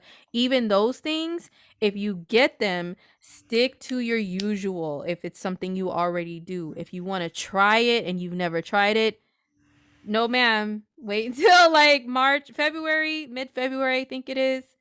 Venus retro is ending. I think we haven't even said the dates. It's like Yeah, I think it starts December Um, 19th and it ends 19th. February. That's I have it here. Let me check because I have it on our thumbnail. So it starts December 19th and it's over January 29th. But it's out of the But shadow period. Like, yeah, it won't be out of shadow until I think it's like the second week of February. I think it's before Valentine's, isn't it? Damn. yeah, it's a long one. Let me Yeah. see here. If we want to count shadows and all that, which we should. I Mhm. definitely feel shadow, especially when Mercury's in shadow. I'm irritated. Yeah. Yeah. But you know what, April? I have a similar scenario. Last time it was retrograde. My silly self decided to try a new face product, and my whole face broke out. My eye was swollen. I was all Mm. scabby, Oh my God. and I couldn't figure out to the life of me what was going on. And I went in, my sister's mom was like, "What? Did you see my face?" And every time I try something, it's always an issue. And yeah, that's Yeah. what it was. That's what it was. I picked perfect timing. Yeah, I remember one of the live streams we did, April, on our Venus retrograde. I was telling people how I had ordered some hair extensions offline. I ordered them online and they came, and oh my God, I had spent like $200+ on these hair extensions. And when they came to my door, the hair was fucking trash. It was shedding. It was badly. The tracks were like fragile. Oh my God, it was bad. And I was like, well, see, that's what I get for trying a new hair company during Venus retrograde. That's like classic, like no-nos. See? Like, Yep. it sucks for us that Yeah. feminine creatures, we So gotta. no new beauty purchases, guys. Buyer's remorse is Mm-hmm. always a theme of Mm. Venus retrograde. It, Buyer's remorse. So don't schedule any elective surgeries. Don't schedule even your little Botox appointment. yeah. Even your little so say for example, if you might want to go and get your kitty snatched during Venus retro, it may be not an easy snatch this particular time. Or it could take a little bit longer, the process. So it could be any little thing like that. Just going to get your typical refill on your nails. So try to get your nails done this week if you can.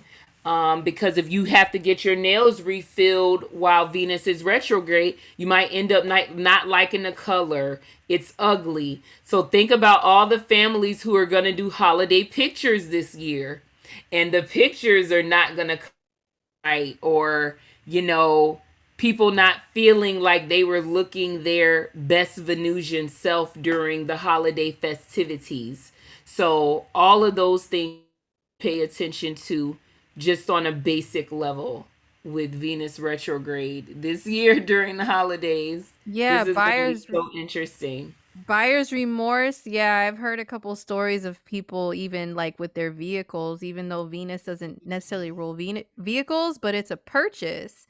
Like I talked to this lady the other day who said she bought a car and then they accidentally gave her the wrong car and she fell in love with the wrong, quote unquote, wrong car. And then when they fixed the paperwork and gave her the right car that she was supposed to buy, she said the interior was just ugly and atrocious and she had to do a switcheroo again. And first of all, I'm like, she must be Gemini something or another.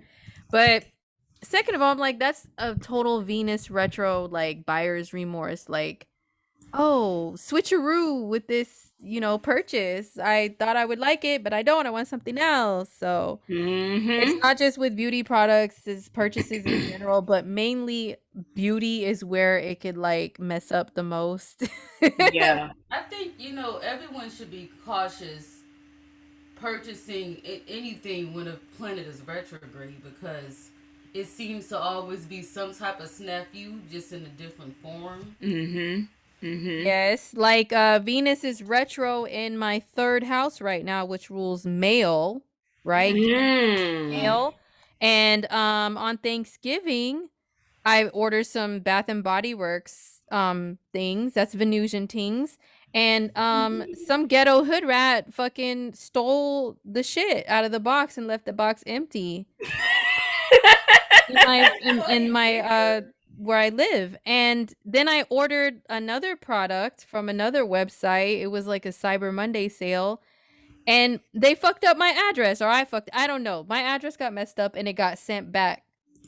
So that's ordering things in the mail. Venus is retro in my third house, mail. So if you're a Scorpio rising also, Yep. it's not the best time to order things online for us especially, but just for everybody in general, just be aware. Like there could be something messed up with things that you buy or order. You just have to pay close attention. You know what I mean? There could be delays, like yeah. Facts. Very true. Very true. And Venus retrograde in general for love, and it's holiday season. So flings could be coming back. If you are visiting out of town to your loved ones, to your family, you could hook up with a high school boo, old round the way fillet, Rodney from up the street that you used to like in middle school, All of those kind of love affairs can be sparked right now.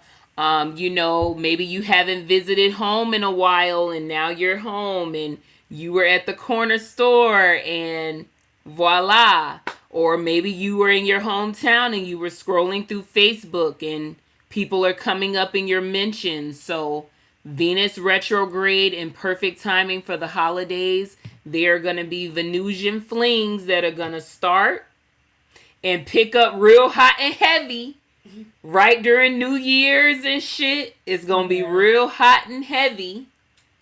And then Venus is going to go direct end of January, still in shadow through Valentine's Day. So motherfuckers are going to try to ride this wave. It's going to feel real. Now this is the real shit. It's going to feel really real. And then Mercury's going to go retro. The tricks the universe plays. Girl! The joke. So a lot of karmic babies is about to be made during Valentine's Day, during New Year's, all this Venus retrograde energy, Mercury retrograde energy. And see, these babies that's about to be getting made during that time, they gonna come out and be Scorpios. And it's gonna be all sorts of karmic fuckery and baggage enthralled in their little souls. Don't bring no more of that. Girl. Because we already started in the 2000s now. So these are things to think about, guys, when you are out here frolicking during the holiday season. We're all going to be out here frolicking during the holiday seasons. So be mindful, be mindful. Have your condoms on deck, have your plan Bs on deck. Have everything on deck. Your birth control on deck. Yeah. Your natural herbs. Have your natural herbs. Your spiritual. Have your honey pot vaginal products on deck if you're fucking with Libras. Yes. Oh, yes. Community D, Libras. Yep, because Venus in retrograde, Venus can rule the vajayjay too. So make sure them pH balances stay on point while we're frolicking out here. So y'all know we gonna mention everything. Yeah, and also Venus retro, it can bring you having karmic meetings of people too. Yeah. Sometimes it can bring people back from the past, but not from this lifetime. Good point. Good point. Yeah, that's a good one. Good point. Oh my, I have stories for days about that shit. Oh, really? Yeah. Wow. It's crazy. That's April's hen house, honey. Story of her life. Story of my life. She lives there. Unfortunately. Wow, that's funny. But okay, so I'm not gonna tell everything. But I'm gonna talk really quick. Like this. Oh my god. Okay. This is some Venus retro and eclipse craziness right here. So I met like one of several karmic people I've had in my life, karmic meetings, past life peoples, during a recent Venus retro.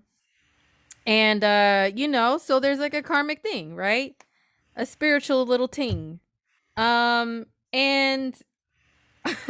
during this Venus retro, out of the sky one day dropped like almost an exact clone of that person in my path. Almost an exact clone of them in my path. And I was like, what the fuck is going on here? This is weird. I'm like, and it's weird because the manner in which I met the first one, I met the second one also. And I was like, this can't be only me. Like, only April. I'm staring into the face of the same dude, but it's not the same dude. I'm like, these are they are twins, but just slightly tweaked different. Like, what the hell? Yeah, Venus retro. It's like the OG original copy wasn't brought back, but a clone was thrown in my path of that. Like, it's crazy. It was, oh my God. Oh, so they resembled the person that you, that was in your past? Yes. Oh yeah, that happens to me all the time. I understand what you mean now. I just seen this girl earlier in the store, and she looked just like our cousin Ranisha, and I remember I was just talking shit in my head about her, and I seen the girl, and I was like, oh my Mars and Cancer, don't be so, find the good in everybody, don't think bad things, just so I go through that a lot too. It's funny you said that. Yeah, the paranoia associated with Scorpios. Pardon me. With Scorpios, when because I was telling April when she was telling me this story, like, he's an exact clone, and I'm looking in the invisible camera, like, who sent you? Yes. Like, who set this shit up, and who sent you? Because this has to be a scheme. Yeah. Yeah. So yeah, only April, because her synchronicities are just like, I always say it's infinite scream mask, like the scream mask, the literal character. Oh my God. That's how my mouth is when it comes to April's synchronicities and her past life stories. And it's just, I feel bad for my G all the time. Like, I tell her the synchronicities and when you have a seventh house stellium, people like you guys, like April, and people who have seventh house stelliums and fifth house stelliums and eighth house stelliums, and when your life has to be consumed with relationship oriented things, when on a mental level you're not even that kind of person. Like, that's the best way I can explain April's dilemma. Like, she wants to be so Taurus and just straight away, and it's like this one area that keeps nagging at you, and the synchronicities that are attached to it that show that you have to be processing these things and learning these things. But it's like, why? What the fuck is the point? Yeah. So, yeah. And our other joke with that is the Cry Reese meme. That's me whenever I have any of those weird synchronicities come up.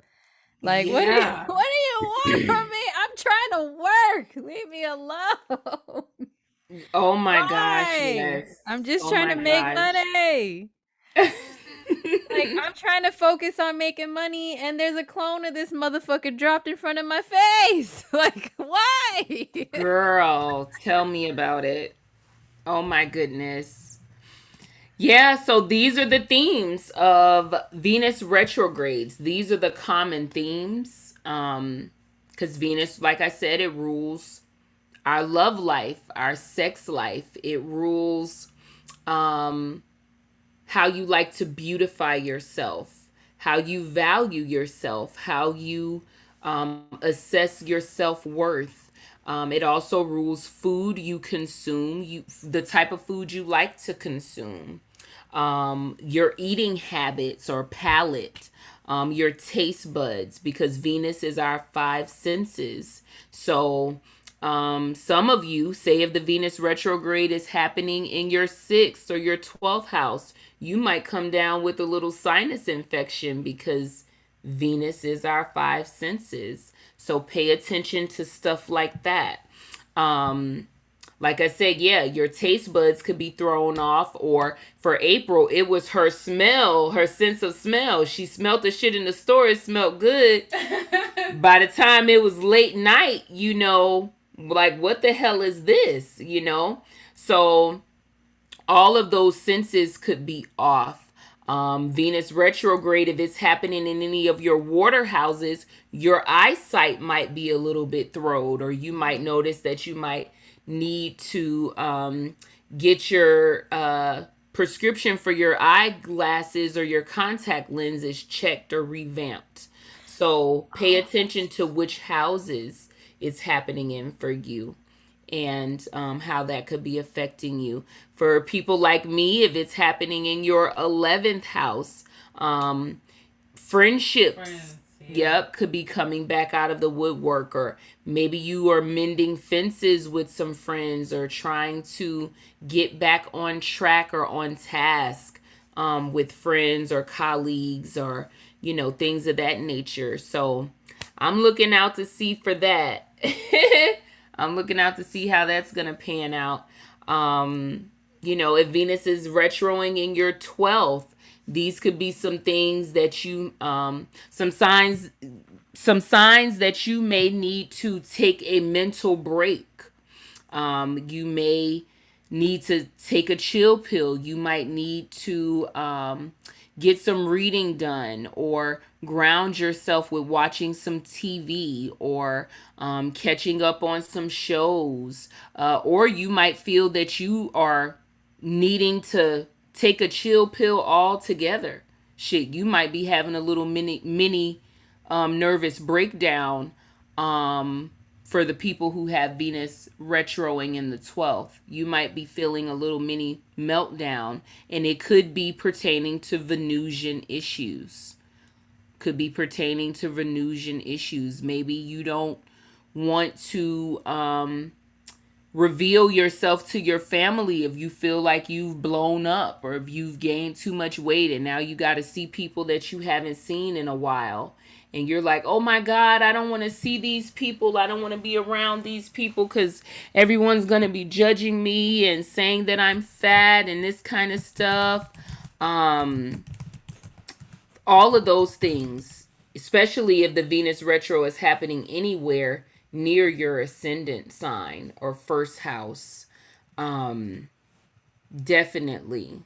So, yeah, you guys, I'm going to look at the comments in a second. You guys let us know where the Venus retro is happening for you.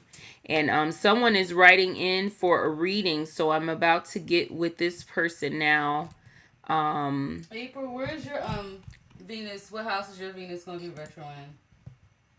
Well, it's in the 3rd, but it rules my 12th and 7th. So that's why I was like, oh snap, the whole thing with the renewing your contact prescription and all that. I'm like, Oh, my yeah. little Steve Urkel glasses, everybody thinks they're so cute. They keep falling off, and I'm like, yeah, they're cute, but I really need to see, and then also Venus retro could be bringing things back, but for good reasons. Like, Yes. so like you Good said, point, April. friendships being mended, relationships being mended. So Venus retro, we always advise like, oh, don't start anything new when it comes to relationships, or like try to avoid it if you can. Or if exes come back, oh shit, the ex is coming back. But sometimes if the ex is coming back on some bullshit, of course, you know.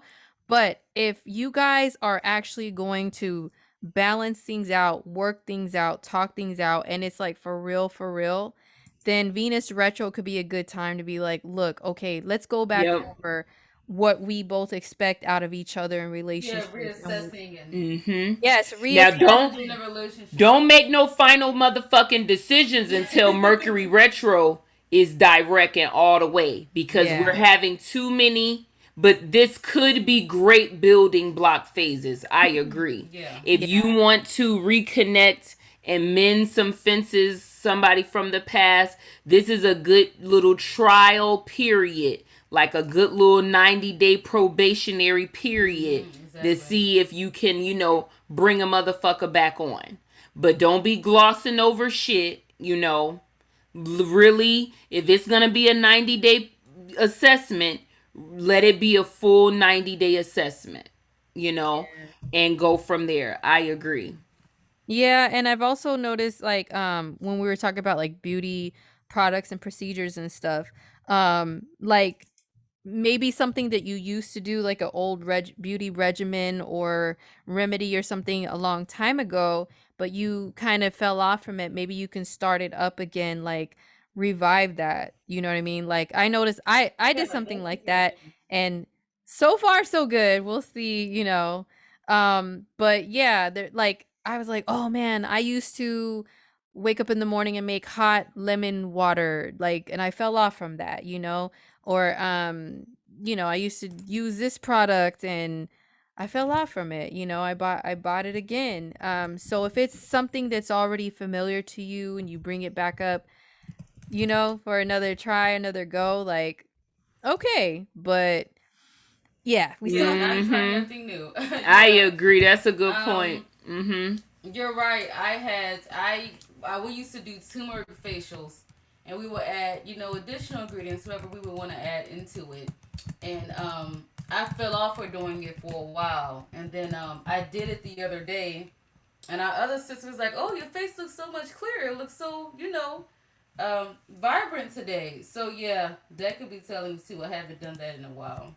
Yeah, so instead of going to buy new products, we all have old lingering ass products in the bathroom that you may have fell off of, or you put down for a little while. Pick it up, see if it, see what it do now. See if it does anything different for you. Yeah, I agree. Yeah, turmeric masters are actually really good. Now you have me thinking about that. Like I fell off from using those too. I used to be like on point with those. But yeah, so How, April, your skin is so perfect. oh my I'm god. confused. No, ma'am. This is gonna be in my fifth. I wish. Yeah. So Venus retrograde in your fifth, a lover could pop up, or Oh. something you used to enjoy doing. Maybe you might jump back into it. A gift, a talent, and you might, do something you haven't done in a while that you've enjoyed. Hmm. Yeah. True. Yeah, that's true. When Venus went retro in Pisces, in the last decade, that was in my fifth house, and I remember one of my homegirls that we were in like a B girl crew together. She was so adamant, like, "Come on, let's get the crew back together." I'm like, "Yo, listen, Oh it's been like 10 years. First of all, second of all." Aw. Yeah. I've had a couple injuries since then. Like, I can't move like that anymore. A couple injuries. Yeah, like a knee injury, Yeah. back injury and stuff, and she was like, "Come on, let's," so she took me to like a practice spot, like where B-boys and B-girls get down, and it's like it felt good. It did feel good during that time because Venus retro in the fifth. That's the old talent that I had. But after the retro, Venus moved forward and stuff, both of us we didn't really stick with it. Life got in the way again, adulting got in the way. But it was fun Yeah. for the time being to like get down on the floor again and hear all those songs again and stuff for a few minutes. Yeah, reminiscing, Scorpio teens. Yeah, it was cool. um, so I see in the comments, a few people said that Venus is going to be in their first house. So if you guys want to Mm. elaborate on that a little bit, Ooh-wee. for the few people Yeah. that said it's going to be in their first. Yeah. To the people who have the Venus gonna be retro around their first house, yeah, like I said, identity Mm-hmm. issues. It could be physical, body, um, could be your face, it could be your name. Somebody could say something to smear your name, or start a rumor. Um, Venus retro in the first, you could buy some clothes and they don't fit properly. So don't buy new outfits online, No or purchases. yeah, if you're planning on wearing something that you haven't worn in a while to the holiday festivities, pull that shit out now and try it on, cuz you might done got too fat for it. So don't be betting on wearing that. Mm-hmm. and so yeah, all things to do with the body, the physical. Waist could be expanding. Venus retro in the first. Um, Not feeling your cutest. Yeah, you You feel know. ugly. I Yeah. went through that when it was retro and Scorpio. I felt ugly AF. I went out with a homegirl and she was getting all this attention from men even though she's married and I was the single one. Nobody wanted to talk to me. Like we were together, we were both cute and everything, but it's like she was attracting all the attention and I was like, "Oh, I'm ugly. That's why nobody likes me." Like I felt all of that. And then I was thinking in my head, okay, well, what can I do to improve this? You know what I'm saying? And I was thinking about all these ways to improve my Yeah, appearance. it's the energies. It's the energies, but Mm-hmm. Yeah. So that could be happening. But I did gain with Venus retro in the first more self-worth and stuff. That's when you start evaluating those type of things about yourself. And I remember I started buying myself roses. Like it's like you gain more self-worth and mm-hmm. stuff because it's in your first house and it's Venus, but because it's retrograde, it's like you are walking through like your body, like your legs are underwater and the rest of your body is above water and you're trying to run, like Mm-hmm. you're trying to feel pretty and stuff, but it's like it's difficult. It's a process and shit. You're trying to feel worthy. I am worthy of this, but it's work. It's hard work. Yeah, and I think it's really about in some sense learning yourself, and I don't want to cross contaminate, but that's kind of what we touched on before. If I have a spa day for myself, things that I'm learning that I want to do for myself. If I have a spa day for myself, if I want to go have a moonlight dinner or everything that I'm doing for myself that makes me full and feel sufficient, then a man have to step to the plate and offer at least half of that. You Yeah. know, as a woman, if you feel comfortable, if you're happy sending yourself flowers and doing all of these things that make you feel fulfilled, you can't have nobody step to the plate that's trying to take you, that's not even trying to do, half of that to meet you halfway. But yeah, not to cross contaminate, but you're right. And I also Mhm. think it's about finding Yeah. yourself and learning who you are, what you're going to put up with and what you're not Mhm. going to put up with. Yeah. So Venus retro people in the first or around the ascendant, love matters can have you feeling ugly. Like, oh, is am I attention because I'm feeling ugly right now, or is my man misbehaving because Mm-hmm. I'm not looking good Mm-hmm. right now, or is my woman misbehaving because I'm not feeling my best. So you may find yourself trying to buy new outfits or do something different to jazz yourself up, but don't waste the extra money because the energy is not gonna it's not gonna feel better right now until the retrograde is moved past your degrees and not hemming you up. So you could do all of that stuff and still have buyer's remorse.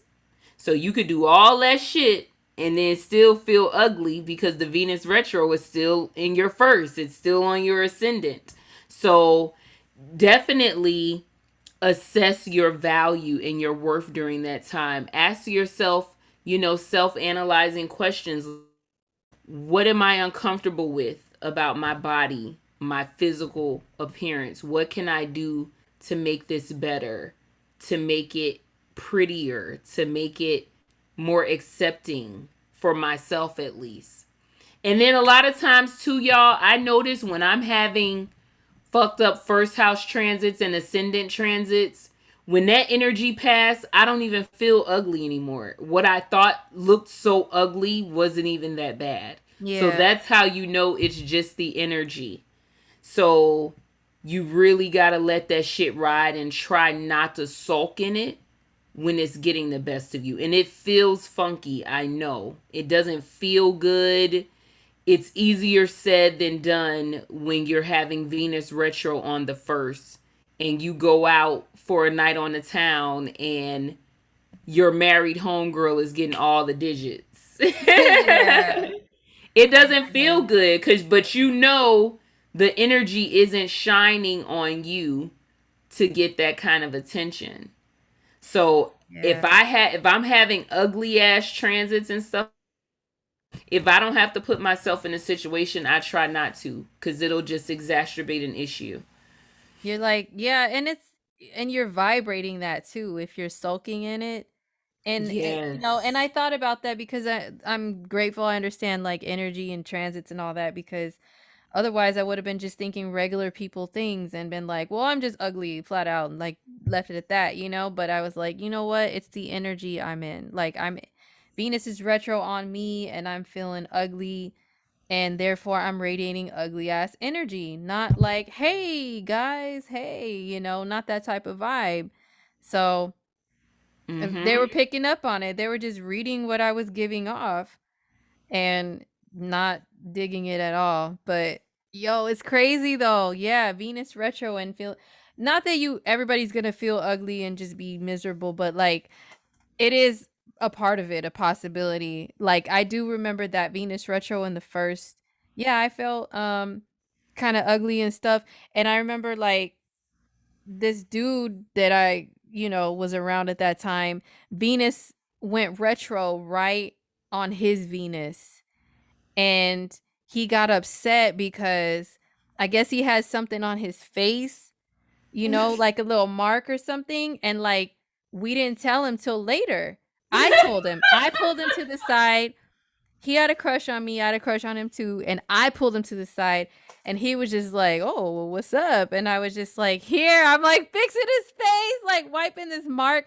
And he was like, how long has that been there? The whole time we were in this, meeting, I was like, well, yeah, but he's like, why the fuck didn't you tell me then? And I'm like, did you want me to call you out in front of the whole group? Like, yo, you got something on your face. I said, I'm pulling you to the side now and I'm letting you know, as a friend, you had something on your face. And he was like, oh my God. And he ran to the bathroom and he was so fucking embarrassed. And the whole night just like dwelling on it. Do I have anything else on my face? You guys gonna tell me?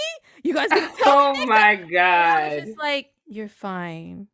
Like, I wanted to say literally you're fucking fine. But like, you're fine. It's fine. And then I had an issue also because Venus was retrograde on me too. Where he was like, oh, you look dead. And I was like, what the fuck you mean? He's like, you look tired. And I took it so hard. Like, I was like, fuck you, And I even text him later, fuck you. And he was like, what?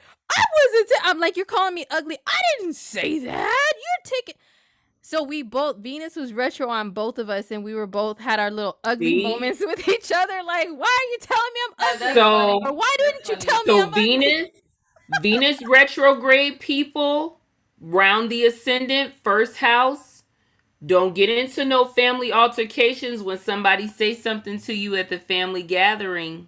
Yes. This holiday season Because now. that tends to happen. Oh boy. Yeah. Like, You- oh, you know got what? It's skinny, or like- you put on a No few. argument. Like, you're gonna take it hard. Yep. You put on a few pounds. Oh, you looking kind of slim. Or people will take the comments the wrong way during the Venus retrograde family gatherings.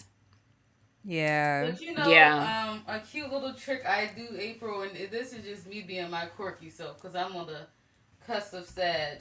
Well, when he told you look dead, I'd have been like, yeah, I am.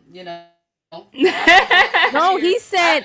I try to find humor in situations before I automatically That's jump your into the negative Scorpio. side, because I always, I used to always assume the worst. So now I try to use my humor to, keep me from off of that wave.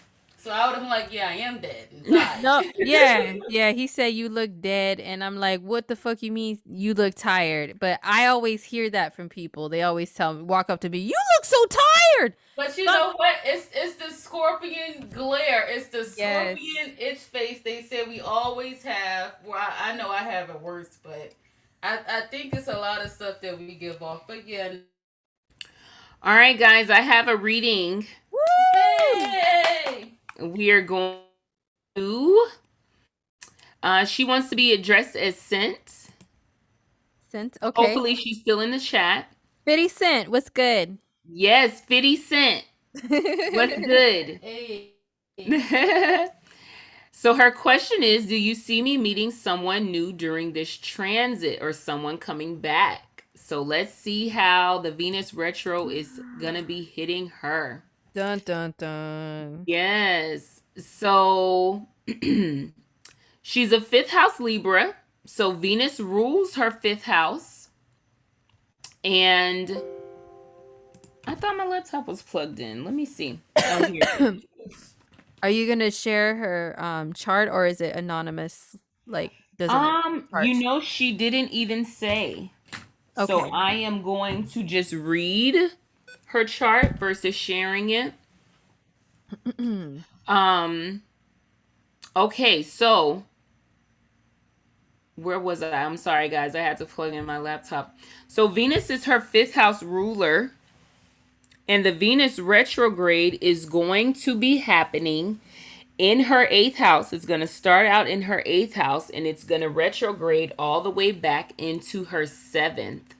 So with Venus being her 5th house ruler, beginning in her 8th and retrograding back into her 7th, rolling over her Lilith, I'm definitely going to say, hell yes, there's a strong chance of you stumbling upon someone from the past or having a rekindling situation, because Venus is activating your 5th house. It's activating your 8th, and it's retrograding back to activate your 7th.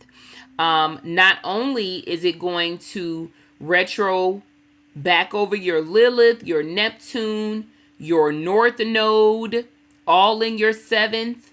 And it's going to sextile your Scorpio stellium that resides in your fifth house. So there is definitely going to be some hanky panky going on here. Some sexual energy that's probably going to be much needed and excited about. Capricorn rules your eighth house. So you are in boo loving mode, you know. It rules your eighth. It's intercepted majority of your seventh. So you are in boo loving mode right now. You probably have your eye on somebody that you want to come back, or somebody that you are excited about coming back. So now is a good time if you want to start, you know, putting your zaps out there. If you want to start summoning their energy, now is a good time to do that. Especially, I'm going to give you a date. If you haven't reached out to the person, if you want to do the reaching out of, a awesome to reach out to them if they aren't back by then would be right around January the 5th. Between January the 5th and the 7th, when Venus is really lighting up your Lilith, that would be a really awesome time to do that. And it's going to be just retroing back into your seventh house. So some rekindling going on, some excitement there. And when the Venus retrograde begins to sextile your vertex, your Pluto, your Mercury, you're going to be really, you know, enjoying yourself. What degree is her ascendant? She's a 29-degree Gemini. And I'll send you her chart, April. So you can see what's up. Yeah, because Lilith is also in Gemini right now. Oh, yes, girl. But Lilith hasn't touched her ascendant yet. Yeah. But I'm gonna send you this, April. Let me send you a screenshot. But yes, when Lilith touches her ascendant, and sent, I'm gonna ask you a date. I'm gonna ask you a date about your Liliths. Let me send this to April first.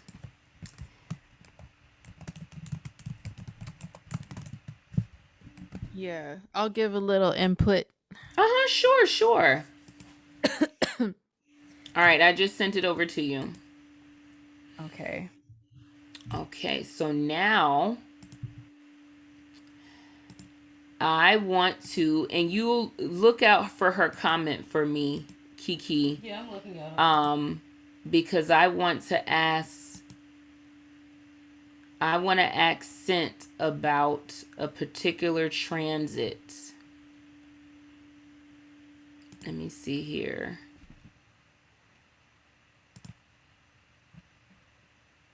All right. Well, give me 1 second. Do you have one selected person of mine, or you got options?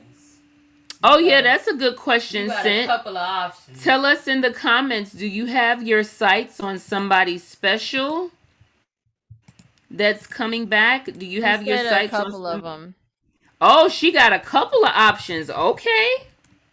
That's how you do the damn thing. Okay. I'm fucking with that. Yeah. Okay, so right around so Sint is a Gemini rising, and to everyone listening, you know Lilith is currently in Gemini. So I want to ask Sint, the last time Lilith was in Gemini, what was going on with her dating life, her romantic life, her sex life? So the last time Lilith was in Gemini was in 2013. So this was 2013 as well as 2004. So Sint, if you can tell us in the comments Were you in a long-term relationship at that time? Were you married, engaged, divorced? Were you pregnant? Because Lilith being on your ascendant, that energy typically brings new lovers, pregnancy, marriages, divorces, all of these type of major romantic themes in your life. A whirlwind romance out the blue can be Lilith as well. Do you remember anything significant from the year of 2013 or 2004? So Sin responds, an ex came back a few months ago, but I rejected him. I'm chilling with this younger guy right now. Okay. Go ahead, Sin. You got options, honey. She says she's chilling with a little young right now, Mm-hmm. and an ex came back. She said a couple weeks ago. A couple months A couple months ago, and she rejected him. Okay. Well, yeah, your love transits are looking like somebody else is gonna come through. And I'll pass the mic to April if she wants to add anything. Yes, I was 21 in 2013 in a toxic ass relationship. Oh wow. God. Okay, so she was 21 in 2013 in a toxic ass relationship. So Sent, you may have similar repetitive themes this Lilith transit, because that is going to happen for you again. Let me go back to the page I was at if I didn't move it. Okay, so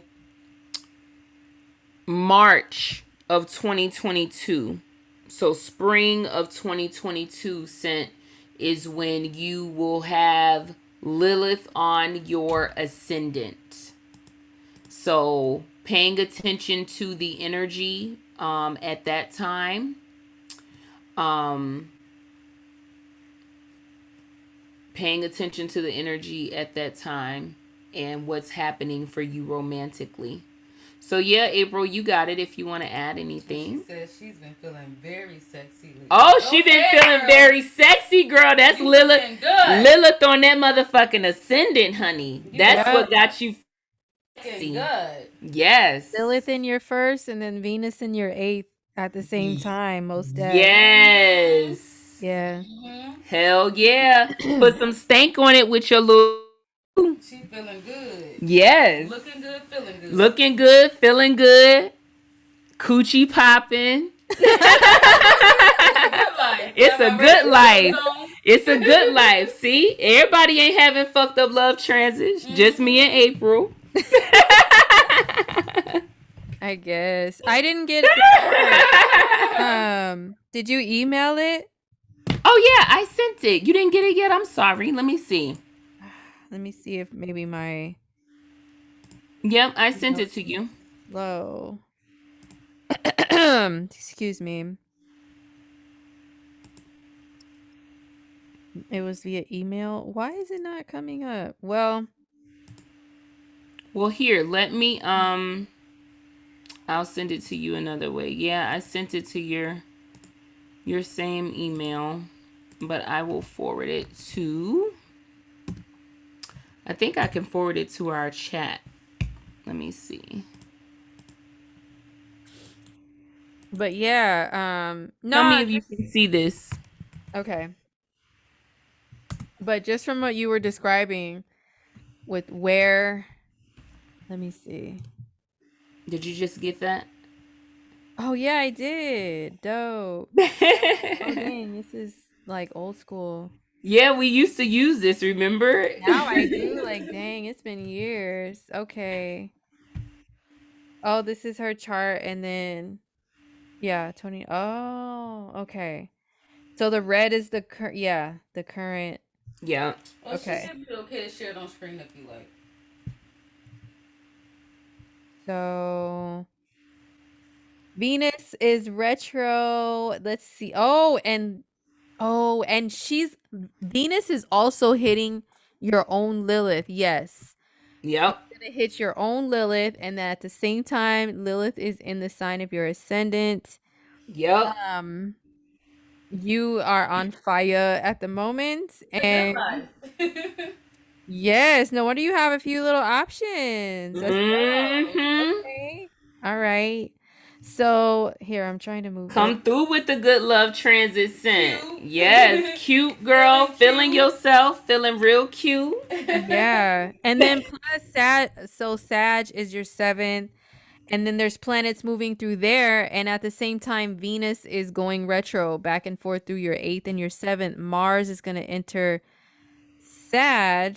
Well, he's not gonna hit the later degrees until later, but still during that Venus retro time, Mars will be in Sag. Mars will be in the sign of your seventh. It'll eventually hit your seventh. So yeah, I would say the next couple of months are pretty poppin' for, love and all that stuff, or an attraction. But of course, if it's like brand new or toxic X on their same bullshit, you do have to watch yourself, because especially, I don't know your physical health, especially your feminine health or anything, but Venus retro in the eighth, and then Lilith on your ascendant, and Venus hitting your stuff hitting your Lilith, you would have to be careful of pregnancy. And then Venus ruling your fifth and being retro in your eighth, yeah, be careful with pregnancy if that's something that's a possibility for you. I know someone who has some similar chart makeup as you, and they've had you know, something along those lines happen under this transit.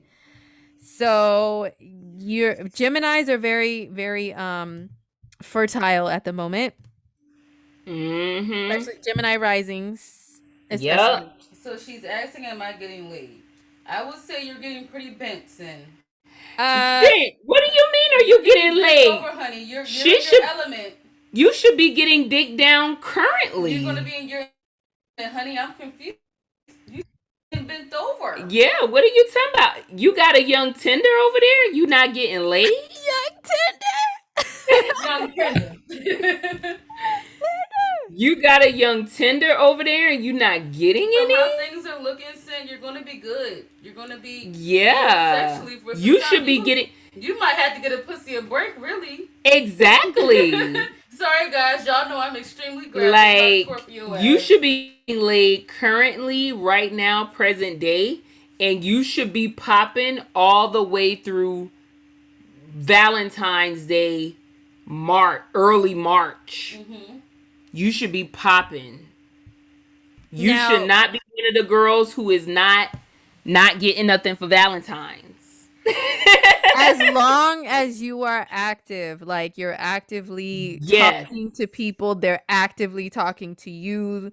You know what I'm saying? Otherwise, I can tell you firsthand, bomb ass love transits like that, if you're not being active or if ninjas are being whack, then it could just be you yearning for all of that and paying more attention to it and just feeling, feeling good and feeling yourself, but a little extra, and maybe like a smidgen of attention here and there, but you know what I mean? You have to be doing the work to make those things happen. Yes, but they are more likely to happen during those times. Facts. I agree. And I say the same thing.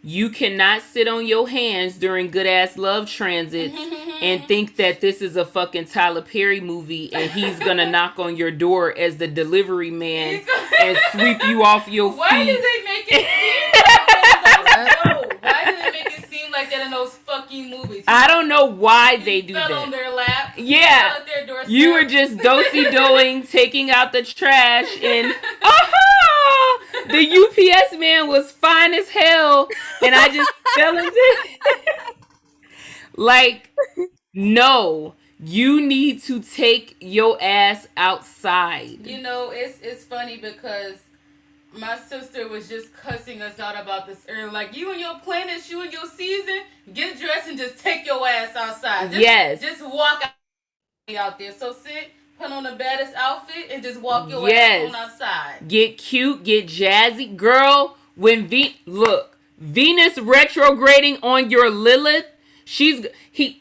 Venus is about to Suge Knight that ass. Gonna roll over your shit, roll back over it again, roll up. Take advantage. When Venus is on your Lilith, yes, get cute, get dolled up. When Venus is on your Lilith, you go out for New Year's, you're getting all the attention. The spotlight is on you. I go out with you, you're naturally going to get more attention than me. Venus is on your Lilith. It doesn't matter which one of us is the cutest. You're still going to get attention. So that's when you want to go out and be feeling yourself in your season. Let your self-esteem be up here. Don't go out being all shy and timid and looking ugly and all of that. No.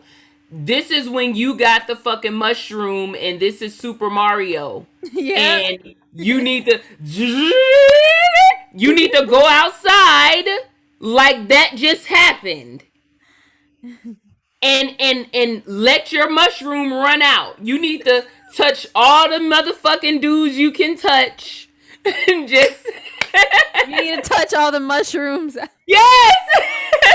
Well, she said she's going out of country on the 28th. Now hold on now. My Virgo moon gotta come out. She said she's going out of the country? Okay. Be careful. They might snatch your little cute ass up. Be careful. Be careful. That's amazing though. She's going out of country. That's wonderful. That's beautiful. Her Get energy girl, have some little fool-la-las with some foreign men. Have some fun. Live your best life, okay? Don't get pregnant and hide the tapes. Oh no. All right. So thank you, Sint, for participating. We appreciate you for coming through. Shout out to the replay viewers. We've been here a little while. So if anybody else wants some Venus retrograde energy readings, come through. Any other Venus retrograde themes? So we want you guys, your biggest takeaways should be reassessing your value, your worth, your femininity, what that means to you. Even if you want to set that as a, New Year's affirmation, if you want to set that as a New Year's affirmation, like, okay, this year I want to create these particular standards around my femininity, around my pussy and how I value it, and stick to those. Do your best to stick to those. If you say, okay, I'm no longer fucking with dudes who are doing this, this, and this, just like I said, if he got shit in Libra opposing my motherfucking Jupiter, peace. Peace. We ain't got shit to talk about. We'll holler. Yep, holla at you. Holla at you. We ain't got shit to talk about. So making it a point to identify that energy and then leaving that energy all the way the fuck alone. Word. Making it a point. I also wanted to bring up something we haven't really talked about yet, which is how Venus retro can affect the masculines. Because I know we are speaking, mostly we want to talk to the ladies, our feminine creatures, because that's who we are. But I believe, now there were some masculine tings in the chat earlier. I don't know if they're still here, but I believe that it can make men reevaluate, hopefully, what type of women that they like, what type of qualities in a woman that they like, and hopefully it'll help them to also reevaluate how they value women and all the stuff we were talking about with, the proper way to court and dates and all of that stuff. Okay. Mm-hmm. So, but yes, That's a good point, April, because you just made me think of something.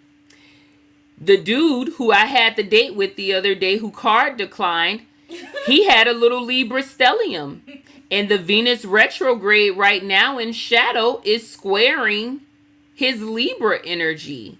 So that is literally him getting embarrassed at the fucking restaurant with his card.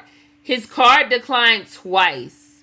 And then he gave them another card, and that one didn't work either. Dang. And I was like, bro, let me just pay the tab so you can stop embarrassing the both of us.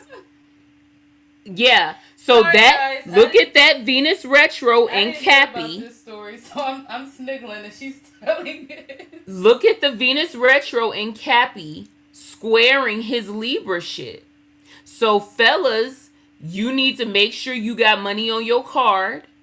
You need to make sure that you are valuing women properly, because you might get in a situation where you might get in a spat with a female that, you know, you might feel like she's only worth X amount and she feels like she's worth X amount, and you're getting into kerfuffles about that.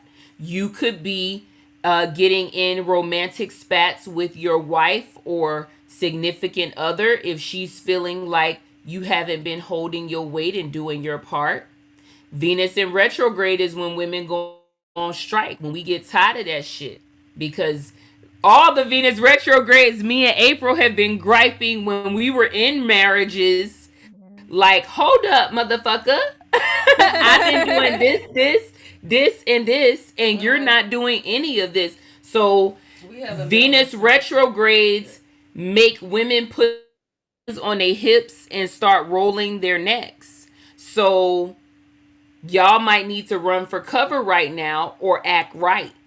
Yeah, and it's definitely around the holiday and the New Year's. Yep, around the holidays and New Year's. So you about to feel the raft of your old ladies. Yeah, and it can bring up, like, amongst couples, financial fights over finances. Like, I thought you paid this. I thought you took care of this. No, because Venus retro can bring, like, old bills popping up. Old expenses you forgot about, and then that can cause a rift in a marriage or a couple, because of financial issues. But yes, it is a time when women go on strike and they start saying, hey, wait a second, you might reevaluate your own value and be like, this motherfucker's not valuing me properly within a relationship that's already established, and start saying, hold up, some things need to be fixed here. So that can happen. But yeah, I'm hoping that the fellas are thinking about, like, now wait a second, maybe I like this type of woman, that type of woman, for her to have this and that qualities. I haven't been really going after that type or attracting that type. What can I do? Yep. Yeah, what can I do to better my own self to attract more of that type of a woman? What can I do to level up? Hopefully, It's the perfect time to do it right before it's in Cap. It's right in Cap. The ultimate level up sign, my G. Get your mind right. Everybody gotta reassess their mind right, and it's a perfect time before the new year. And I think it's a perfect time for men overall. To really evaluate how the day and age, how things are, the type of women they want to attract, the values they want them to have. Yeah. I love the Cappy energy. Well, not only because I'm Venus and Cappy, but it's traditional. It's back to what we know. What we were brought up with. I feel like everything is, so scattered now. People don't really know what they want. They know they want what they're seeing online. Everything is really visual now, and not really them thinking upon what do I want to attract, I agree. And I think Venus retrograde for men will maybe you'll go visit your hometown and you start seeing some traditional aspects of life that you value. Mm-hmm. And maybe the woman that you've been entertaining or the women you've been entertaining don't match that. And that's making you question your values as a man. Some of y'all dudes is gonna break real major bread on a female Venus retrograde and Cappy for the holidays, and she gonna be real unappreciative, or you're gonna feel like, damn, why did I spend all this kind of money on this bitch and she's acting real stank with me for the holidays? Or maybe you take her to meet your people and she embarrasses you for the holidays and you went all out. So yeah, Venus in retrograde can be playing out for you that way as well. Like, is the woman that I'm giving all of my time and resources to, is she really worth all that shit? And what type of woman do I want to have that's worth that? Because a lot of times, because I was talking to my Uncle Jimmy, my favorite Uncle Jimmy. He's a Aries, Taurus man, real tell it like it is. And he was like, a lot of these dudes in y'all generation, he said the problem is they don't meet. He said they not meeting the type of women that they want to give their whole check to. He was like, when I was growing up in the 70s and the 80s, these bitches was so bad out here. You wanted to give them your whole check. You wanted to make them feel special. Like, you wanted to roll out the red carpet for them. And, maybe he had a point. Maybe these guys are just not meeting women that they deem to be valuable. So you might need to level up where the fuck you meet females.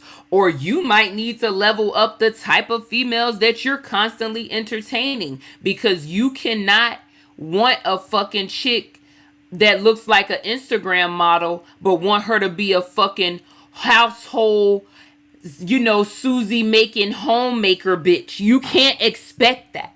That's like hitting the fucking lottery, okay? So if you want her to fucking look like a Instagram thought, but want her to bake cookies all day and fucking on cue and raise the children and homeschool them and make vegan meals and shit, where are you getting this from? Y'all asking for a whole motherfucking lot. Yeah. And y'all ain't shit.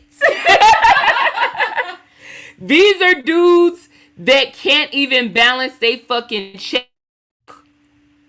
These are dudes who never even had their own fucking place outside of with the woman, but are asking for all of these things. I seen this dude online. I want a woman who's going to homeschool the children and make all vegan alkaline meals and not wear any weave in her hair and keep the house clean. And what the fuck are you gonna be doing? Right?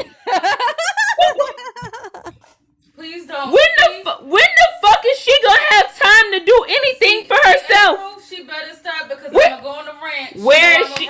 He sound like a fucking Virgo. Girl, yes.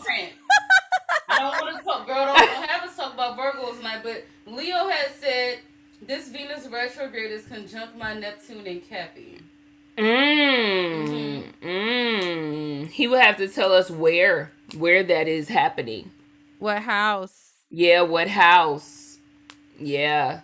Because Venus retrograde conjunct Neptune, there could be deception there. There could be delusion. There could be things that you hadn't noticed before. Shit that you could have been glossing over. And Venus retro came through and shined on that light like, hey, is it clear enough for you? What's been going on over here? You've been letting this shit right here slide. You've been letting this slide for a while. So, yeah. And I would say that with that transit, too, of course, it depends on what house Venus is going retro in and what house Venus rules for you. But, yeah. It's in your third. So, are you a Scorpio rising then, Leo? Answer that as well. Oh, my God. It's in his third, yeah. Yeah, but Venus and Neptune. And if you are a hetero man, don't get hoodwinked or swindled or catfished or any of that shit. If it's in your third, if you meet chicks online or if you meet them around the way. It's so easy for nowadays. It's so easy to become catfished and swindled. And you thought I was going to still talk to you and fucking you 50 pounds heavier type shit and your makeup is a whole different color than your body type shit. Women go through a lot, but I would have to say for men, men go through a lot more when it comes to getting females now and all of the catfishing. In third house, the rumor mill could be buzzing, Leo. The rumor mill could be buzzing.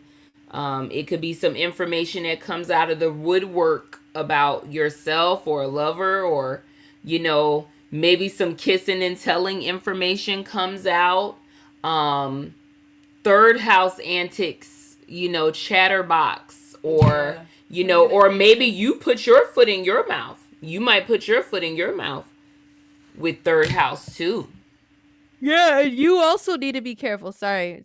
You need to also be careful of buying things online, ordering things online and getting them through the mail because Neptune rules losses. So you can have some shit happen like me, a fellow Scorpio rising, and some of your stuff gets lost in the mail, swindled or stolen or whatever. So you Yep. need to be careful of that. But yeah, also when it comes to the chicks, if you meet them online, if you meet them around the way while you're out putting gas in your car, you know what I'm saying? You're at the grocery store or whatever, like they Make could sure the seem lights aren't dim. yeah, they could seem like, "Oh, this is a dream woman, a fantasy woman. She's so beautiful. She's this and that." But it's Venus retro on your Neptune. You know, you can think that and then once you actually whatever in the near future, it's like, "Damn, she's not who I thought she was." So you need to be careful of that. There could be a lot of fantasy going on about maybe women because it's retro, maybe some chick from the past or something you're thinking about her, some chick you grew up with around the way or something. You know, Mm-hmm. those are just a few things. Yeah. Venus retro in the third too. Lock your car doors. Aw. You could get your car broken into. Oh shit, don't say that, knock on wood. Yeah, don't say that. Don't say. Woo! So yeah, drive carefully. You know, lock your shit up in your car. And then Venus retro in the third, it could be a little fender bender. You could get a ding or a dent. You know, yeah. So think about that. Yeah. Yeah, no fender benders, right? Yeah, She, definitely. she's for the streets. Well, listen, if you want us to look further into who's for the streets and why, you're gonna have to send a cash app Yeah. the astrology lady for Yes. $35 and we'll look a little further, Mr. Leo. Yeah, who's for the streets? And see, why you entertaining her if she for the streets, Leo? Nah, go Why ahead. you fucking with Go her? ahead and bust the story wide open. Hold on now. Why is she for the streets? Why you fucking with her if she for the streets? I think he's just kind of like going off of what I said. Yeah. If Are you you a part of the pull up culture, Leo? Are you taking bitches out? No, Are you Leo. telling them to pull up? Leo. No, Leo has class. He's been in most of your lives, and he seems very Pull up. cool. Just pull up. I don't want to, guys, the whole pull up shit, and I wanted to come in here during the beginning of you guys live because that's why I made the point meet and greet. The whole pull up shit, ain't nobody doing it, and I feel like COVID made a lot of people extremely lazy. yes. I feel like everybody feel like they're kind of still on. I feel like the illusion is that we're all on the same level because of COVID, and we're not. I feel like everyone, shouldn't be strict of their standards or anything that they want to do. So, the whole pull up shit, hell no. I feel like after an age, you shouldn't even. What am I pulling up to? Yeah. The Yeah. beach? I'll pull up to the beach. Like I tell you guys, you have to earn a basic date from me. Mm-hmm. Like at this point, my frequency is too high. My thought processes are Exactly. too finely tuned for me to just disperse my energy to anybody. Word. Like it's just not happening. Mm-mm. Oh, yo, that reminds me. I wanted to tell you something. I was just reminded too. You go first. Go ahead, April. April. So, one of my homegirls that's a Cap rising, she told me that since this this Venus entered Cap and went into shadow and all that, she's on the dating apps and shit, right? But she said that if dudes are expressing interest in her, what she's been making them do lately is send her flowers to her job and they have to have a card in it that tells her what kind of date they want to take her out on. And she will Nice. decide from there whether or not she wants to go out with them or even speak with them, because she's like, I'm not about to waste my motherfucking time. And I was Yes. like, yes, Cappy T. Yeah, that's the point of you can't even show effort. Then how do you expect pussy for free? Yeah. You don't want to do anything. They We don't were want to just do laughing at anything. their Nothing. anything. You don't want to do anything. You don't even want to spark my interest. Hell to the no. And this whole pull up crew, this whole the pull up gang, y'all want niggas to pull up for the best pussy, the best quality. Y'all don't want to have to do shit, but y'all want to get Yeah. the best quality. It's really like they're trying to make us feel bad or shame us for desiring to be valued. Yeah, and Yeah. having our standards and morals. And what they're doing, I feel like they're trying to force women to give them a trial run and let me determine. So what women are doing is, let me just remove every standard I have and show him how great I am for free. No effort from him at all, and hope that he selects to remain with me. Like, what the fuck is this? That's real, like, begging, It's- slave master type shit. Like, what? I don't understand people it. have to understand that overall there's still an order that we live by, and it's yin and yang. It's Yes. if you're giving too much and not receiving from the relationship or whatever it is, a date, Yeah. you're still going to lack. So having this whole little fairy tale, okay, I'm just gonna go and show my best and just be all of these things, and it's like, sweetie, you need to know that you're all of that on the inside. Yeah. If you don't, then who gives a shit? It's not gonna matter how he feels. So Yeah. coming in half-assed does not solve the problem either. Just standing 10 toes down in what you want to do and what you're going to tolerate and deal with is the only way. And don't fold. Because, and here's the thing, all the women out there who use that tactic to get a man, trust and believe, when you are on the other side of those men with children and you're exhausted from being that type of woman, you will never do that again. It takes for you to get a man in those type of desperate measures. It takes you to acquire men in those type of desperate measures to realize, like, oh my God, this is painful. It hurts. I can't do this. I can't. True. So when you get to that point, and so to the ladies out there who are lowering their standards because they want a husband, because they want children, or they feel like you're getting old and I gotta hurry up because nobody gonna want me if I don't hurry up. You trying to rush and you lowering your standards to get with somebody, in 5 years, I promise you, when you have had one or two of his kids and you realize that this situation is not beneficial to you in any way, and you're ready to leave, and you're questioning yourself now because, like, wow, do I leave with my children and I don't even like this man? Do I stay and live a lie for the rest of my life and take this shitty relationship? It's your choice. It's your choice. We were women who said no fucking way, no more. We said no. And when you get out of those situations and you find yourself dating again, you see how many men have been operating from that exact stance.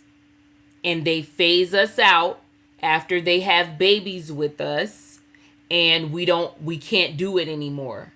And then they talk shit about us because, oh, they're used goods, they have kids. This is the hat trick that they don't fucking tell you about. And for any man in the sound of my voice, if you don't believe me, go and ask your grandmother or your mother this exact scenario and ask them, did they ever feel like that with your father or your grandfather or your stepfather. And I assure you, they will tell you hell fucking yes. And if we fix this fucking problem right here, we will fix the world. This problem right here.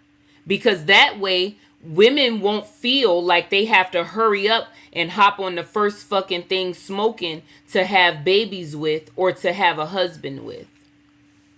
That's the whole fucking hat trick right there. It's just better to check the shit at the door. Matter of fact, don't check it at the door. Check the shit before they ring the doorbell. Yeah. Because Yes. if you Agreed. if you go down the spiral in front of the ball, you're gonna fall Yep. into bullshit. You're gonna bring other Yep. lives into it. You know, it's only gonna get worse. So Yep.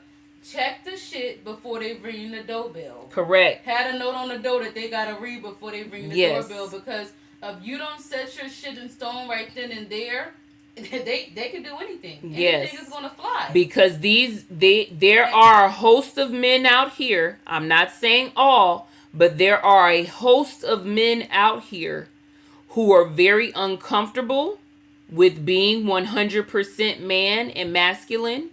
They fear it. They're uncomfortable with it. They don't even know how to properly do it. Because a lot of them didn't have dads. They were raised by single mothers. All the fucking excuses that they give. A lot of them are uncomfortable with being full, able-bodied 100% men. So they have to find women like ourselves who will carry the weight that they are not comfortable carrying. We are okay, or we have been okay with, allowing them to just look like men but not be men. We've been allowing that. And now that shit is hurting because he's stepping on our fingers and toes and we want him to move and be a fucking man, now they're resisting. Like, hey, hold on. I don't do man shit. And you've been letting me not do man shit. Now you want to say I have to do man shit? Yeah, the same with I ain't been doing man shit for years. The same with the men. And you've been giving me pussy and acting like I've been a man, so now you want to make it not okay?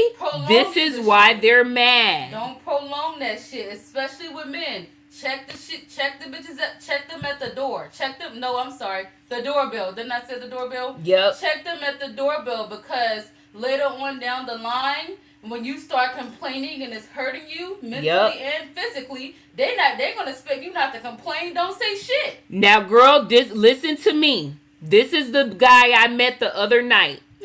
Shout out to my homegirl Ashley Doche. You know, she came to Miami to visit. We went to I took her to my favorite little taco spot I told y'all about, with the little lounge on the side or whatever.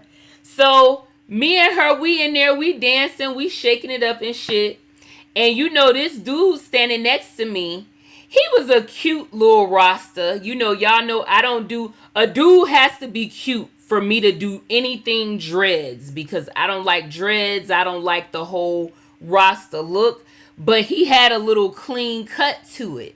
And he had on glasses and he had a little swag, you know. He was a Capricorn, so it was cleaned up Rasta. So he was smoking his bud and shit, and I smelled it and I was like, damn, that shit is loud and it smells good. So I was like, what you smoking on? And he was like, it's some fire ass weed. And I said, can I hit it? And he was like, yeah, you know, sure. And he went to hand it to me and he retracted it for a second. And he was like, you gonna dance with me? And I said, yeah, I'll dance with you. So long story short, me and him start talking and everything.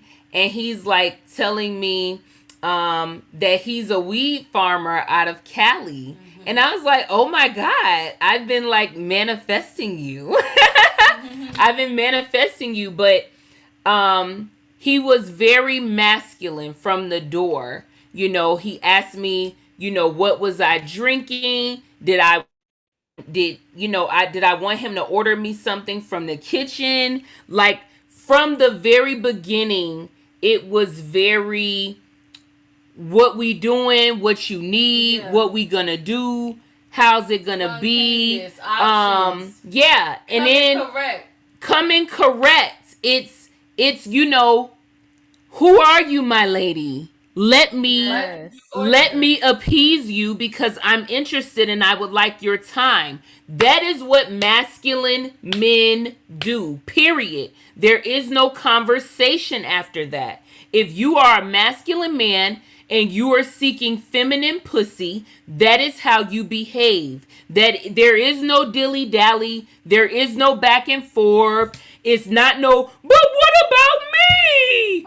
We don't talk about what about you until we're in a relationship with you. It don't have shit to do with you until she is in a relationship with you. Once she's your woman, now it's what are your needs? What do you desire?